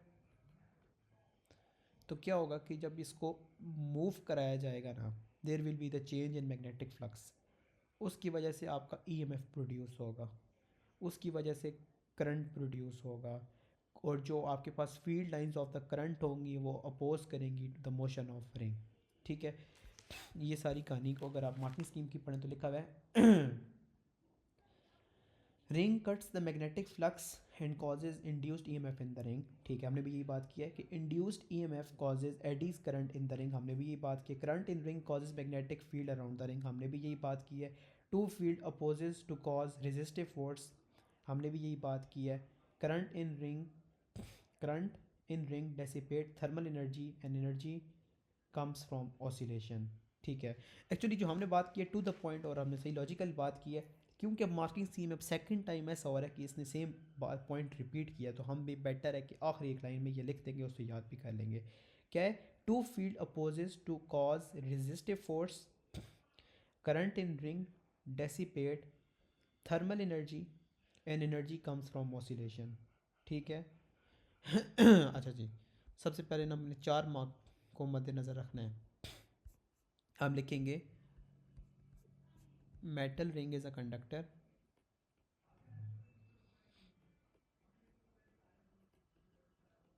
Is a conductor which,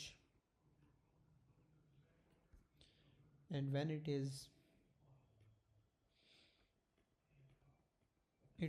is moved, and when it is moved a distance d,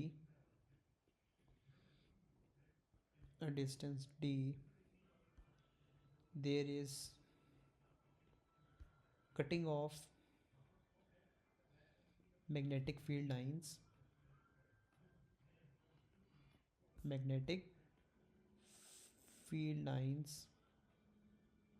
और ब्रैकेट में लिखते हैं change in magnetic flux. Change in magnetic flux, right. और ठीक है, due to the change in magnetic flux,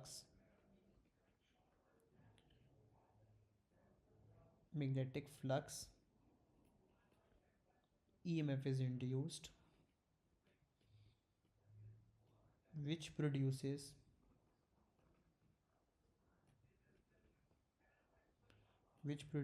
AD current. उसको पसंद है एडी लफ्ज़ लिखना, भी लिख दें. आइंदा के बाद देखिए ऐसी की तैसी इनकी. इट प्रोड्यूसेस एडी करंट, और field lines of eddy current, field line of current opposes the motion of ring. ठीक है. ये सारी बात जब आपने कॉन्सेप्चुअली अपने अल्फाजों में लिख ली है ना, अपने वर्ड्स में, फिर आखिर में आपने मार्किंग स्कीम की कॉपी करनी है और क्या करना है, एक और पॉइंट लिखना है. ये मैं ना मार्क कर देता हूँ, पहले लिख देता हूँ और फिर आखिर में मार्क कर देता हूँ, बल्कि डिफरेंट कलर से लिख लेते हैं. To fields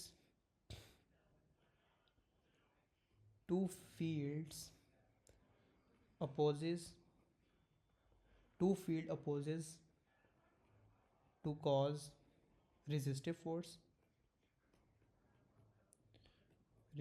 force. ठीक है. और फिर ब्रैकेट में लिखे, फिर लिखेंगे to fields opposes to cause resistive force. Current in ring dissipate thermal energy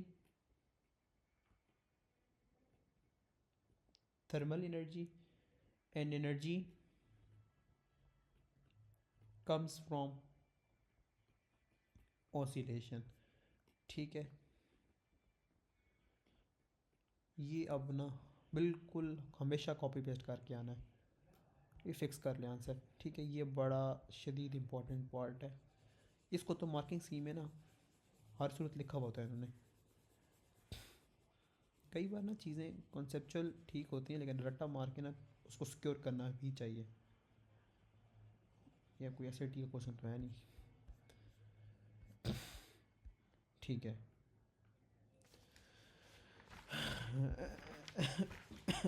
अच्छा जी, पहले पढ़ लेते हैं फिर देखते हैं. The ring in B is now cut so that it has a shape shown in figure 10.3. You show है. ठीक है.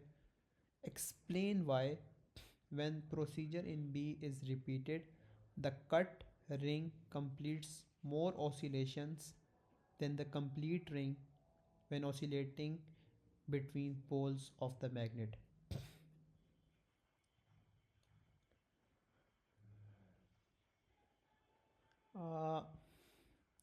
अगर तो इसने कहा है कि अच्छा, अगर रिंग इसने क्या कहा है कि कट कर दिया, मतलब रिंग पहले पूरा था, उसको अब हाफ करके अब ये आपके पास बेसिकली. ठीक है. इसका क्या करना है कि तो बेसिकली होया ये होगा ना कि आपका जो करंट है वो इंड्यूस नहीं हुआ पूरे के पूरे रिंग के अंदर, उसकी वजह से क्या हुआ होगा कि आपकी चेंज इन मैग्नेटिक फ्लक्स कम हुई होगी। और नहीं, बेसिकली हम ये नहीं कहेंगे, हम ये कहेंगे कि current current couldn't pass through the ring, through the full ring, couldn't pass fully, so induced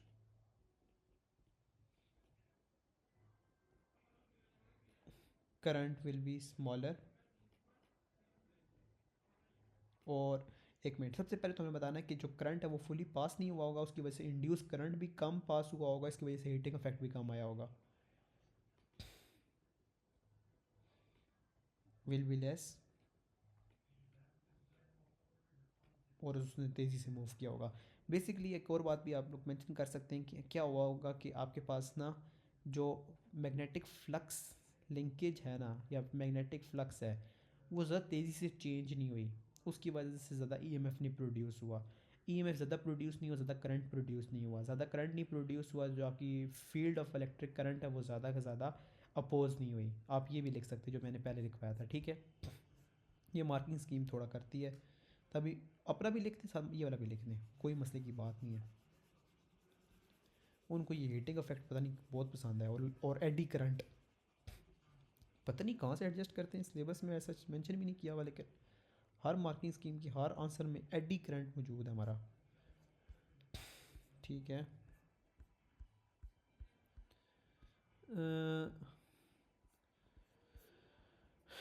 वही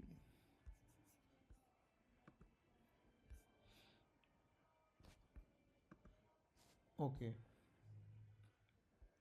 State two situations in which a charged particle in a magnetic field does not experience a force।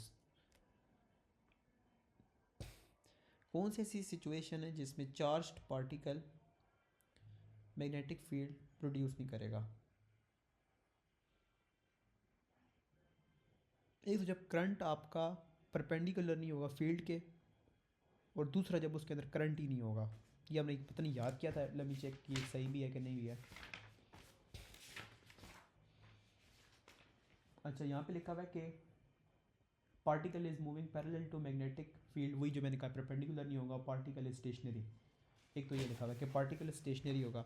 मैं ये check करना चाह रहा हूँ कि अगर वो पार्टिकल स्टेशनरी है तो मैं अगर यही कहूँ कि उसमें से उसमें करंट ही नहीं है, तो एक ही बात है। यप, आपका क्या होगा मैग्नेटिक फील्ड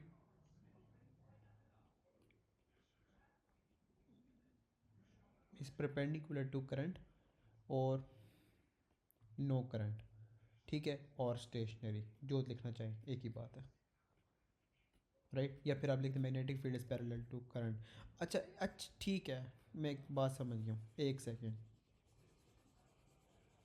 अच्छा, मैंने क्या मिस्टेक की है, लिखा हुआ है कि does not experience a force.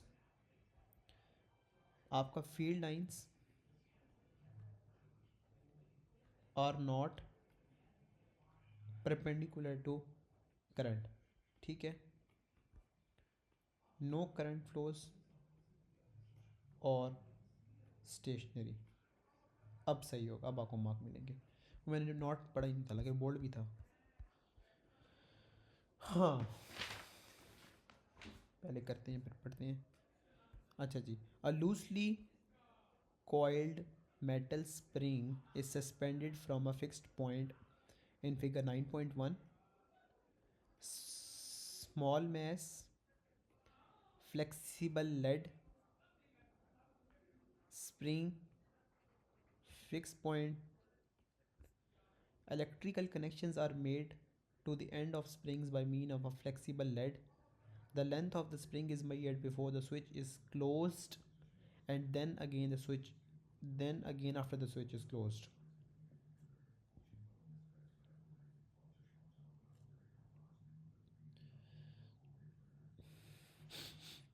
अच्छा जी, मैं आराम से पढ़ लेता हूँ। The loosely coiled metal spring, ठीक है, और उसने फ्लेक्सिबल लेड का इस्तेमाल किया है, फ्लेक्सिबल लेड को उसने उससे कनेक्ट किया है और लूजली कॉइल्ड है और length of the spring is measured before the switch. अच्छा ठीक है, अब या तो ये कॉन्ट्रैक्ट हो गई या फिर ये दूर हो जाएगी, चेक करते हैं। लिखा हुआ है when the switch is close the magnet field is set up around each coil by reference to these magnetic field explain why there is a change in the length of spring, state whether the spring extends or contracts.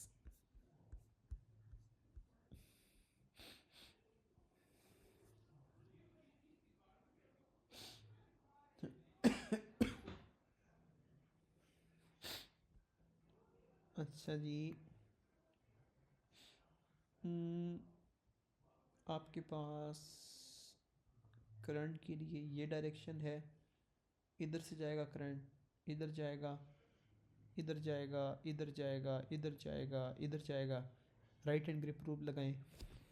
तो अगर मैं right hand grip rule कहता है कि clockwise direction है, नीचे नीचे, एक सेकेंड, नहीं नहीं नहीं नहीं नहीं नहीं, क्लॉकवाइज है, हाँ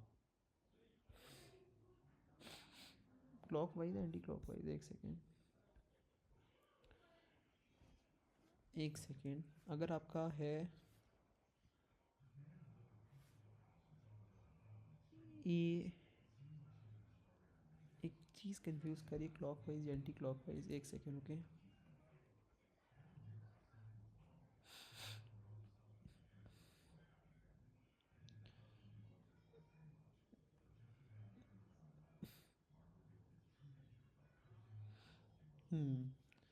अगर तो मैं यूज़ करता हूँ ना ये,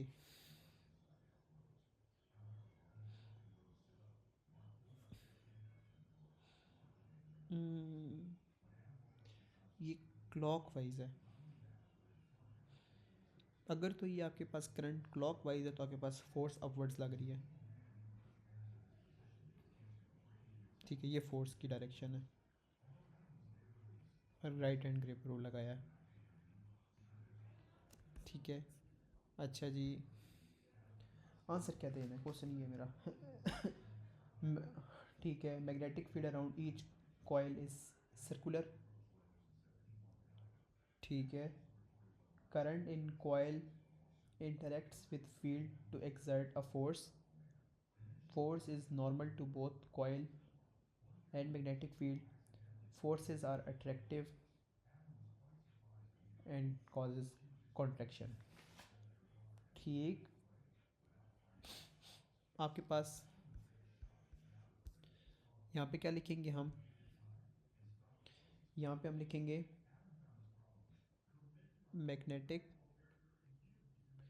magnetic field around each coil है सर्कुलर, ये तो हमें भी पता है,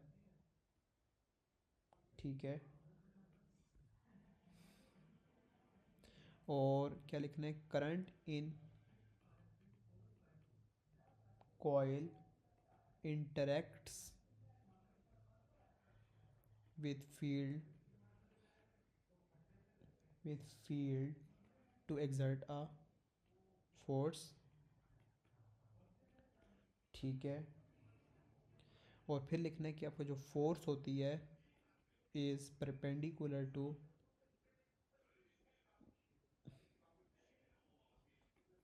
टू फील्ड एंड करंट, ठीक है। करंट यानी यहाँ पे आप लिखते हैं कॉइल कर दें, ठीक है, या फिर करंट ही कर दे की बात है। और फिर आप लिखें forces are attractive,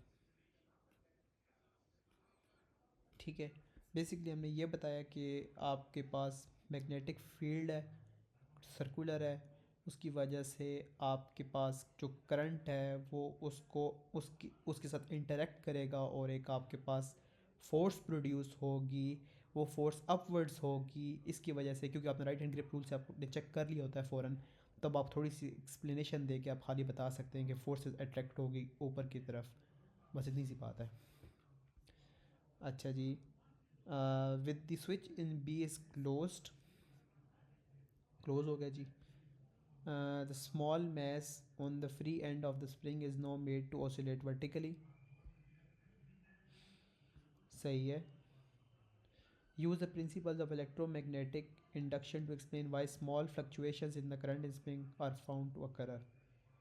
To cut the magnetic field lines induced EMF. और ठीक है वही मैग्नेटिक फ्लक्स चेंज होगा. ठीक है, उससे ईएमएफ इंड्यूस होगी, उससे करंट प्रोड्यूस होगा. इतनी सी बात है. राइट. ठीक है.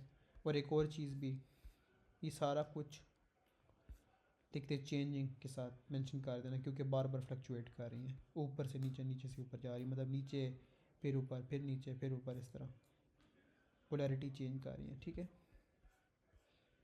अच्छा जी, ये वाला भी करना है. ओके. हाँ. अच्छा जी, चेक करते हैं इस क्वेश्चन में क्या खास बात है. क्वेश्चन नंबर 23 है. Define magnetic flux. Magnetic flux क्या होता है? आपके पास आता है, मैग्नेटिक फ्लक्स की डेफिनेशन है एक सेकेंड, NBA वाली है ना, राइट? NBA है बेसिकली. ठीक है, तो आप क्या लिखोगे? Product of magnetic flux, yes, and is perpendicular to area. हाँ. यहाँ पे लिख दो product of magnetic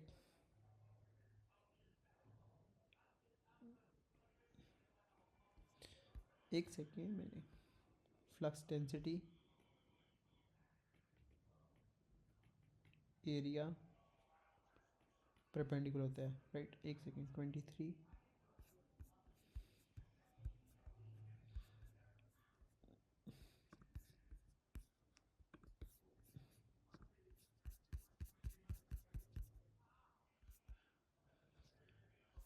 product of magnetic flux density multiply by area, where area is perpendicular to magnetic field. Perfect. The square of wire side length 12 centimeter consists of 8 insulated turns. The coil is stationary in a uniform magnetic field. The plane of the coil, 8 square coil turns हैं. Magnetic field is inside the page and the plane of the coil is perpendicular to magnetic field as shown in figure 9.1. The magnetic flux density B varies with time t as shown in figure 6.2. ठीक है.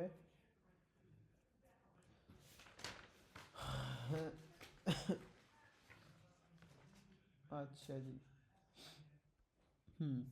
Determine the magnetic flux linkage inside the coil at time t is equals to 0.60 seconds.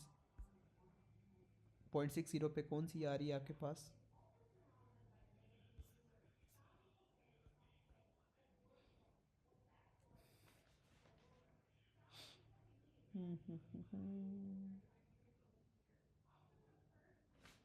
ठीक है, उसने magnetic flux linkage पूछा है. Magnetic flux linkage ऊपर अभी हम डेफिनेशन लिख कर आए हैं, ये होती है. ठीक है.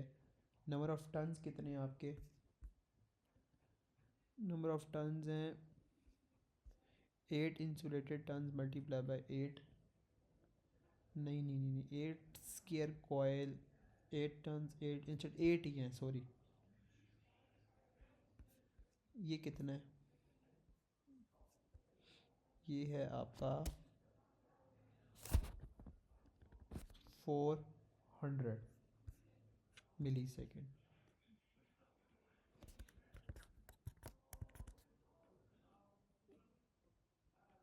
-3. आखिर में क्या होगा? लेट मी सी, आपके पास एरिया क्या आएगा, 12 इंटू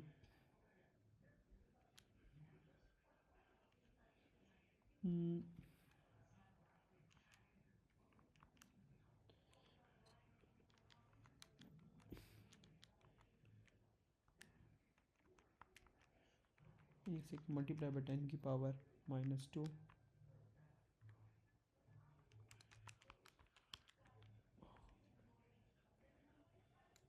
अच्छा जी, यहाँ पे आएगा,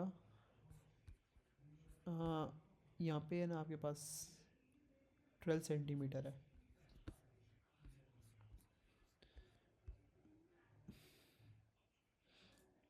12 सेंटीमीटर है, इसका स्क्वायर कर लेते हैं, राइट। अब मैं चेक करता हूँ क्या आंसर आ रहा है।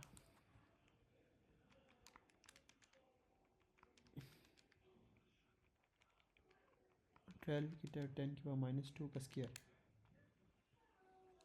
0.046, और इसका यूनिट होता है वेबर।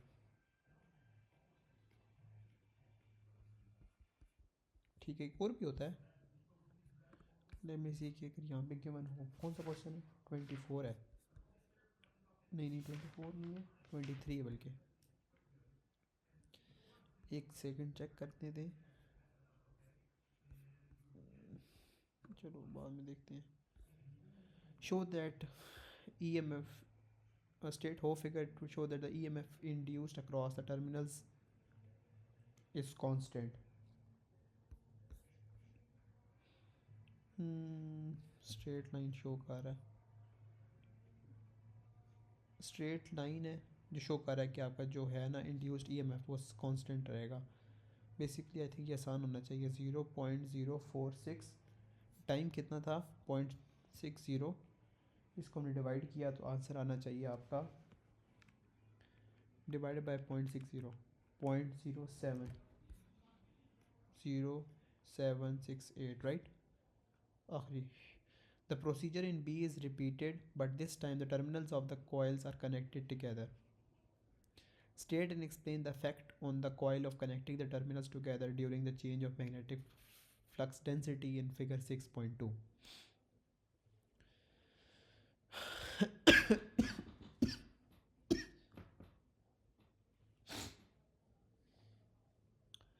क्या, दोबारा बताओ भाई क्या लिखा है, the procedure in B is repeated, but this time but the terminals of the coil are connected together. State and explain the effect on the coil of connecting the terminals together during the change of magnetic flux density. अगर आपके पास change in EMF होगी, उसकी वजह से current produce होगा, current produce होने की वजह से आपके पास कोयल पे अपवर्ड फोर्स लगेगी। ओके, क्या आपके पास EMF प्रोड्यूस होगी, प्रोड्यूस्ड होगी, वो एडी करंट प्रोड्यूस करेगा, उसकी वजह से एक अपवर्ड फोर्स, एक अपवर्ड नहीं सॉरी, एक फोर्स प्रोड्यूस होगी on the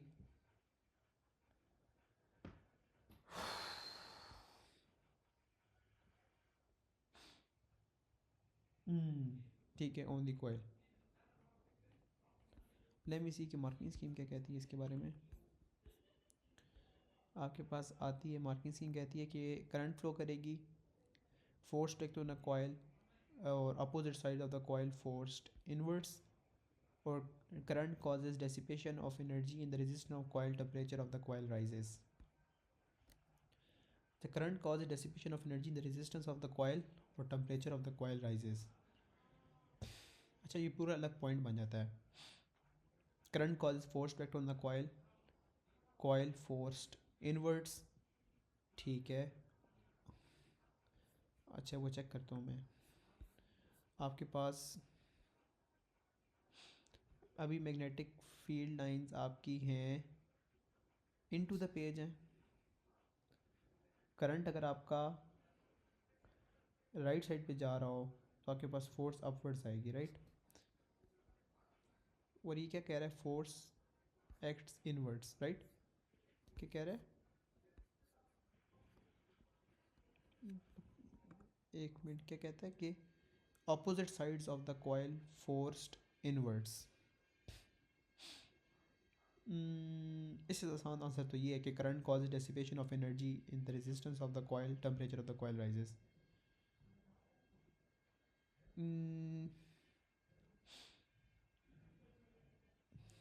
coil force inwards, नहीं मुझे इस पॉइंट की कोई समझ नहीं आई भाई। कॉयल टर्न्स इनवर्ड्स, ये मैं चेक करके बताऊंगा ये क्या आवाज़ है इसकी। एक और भी था जो मैंने कहा था मैं चेक करूँगा, मैं स्टार लगा दी है, पता नहीं वो कौन सा था पार्ट, अब याद नहीं है। चलो बाकी हम इंशाल्लाह कल करेंगे।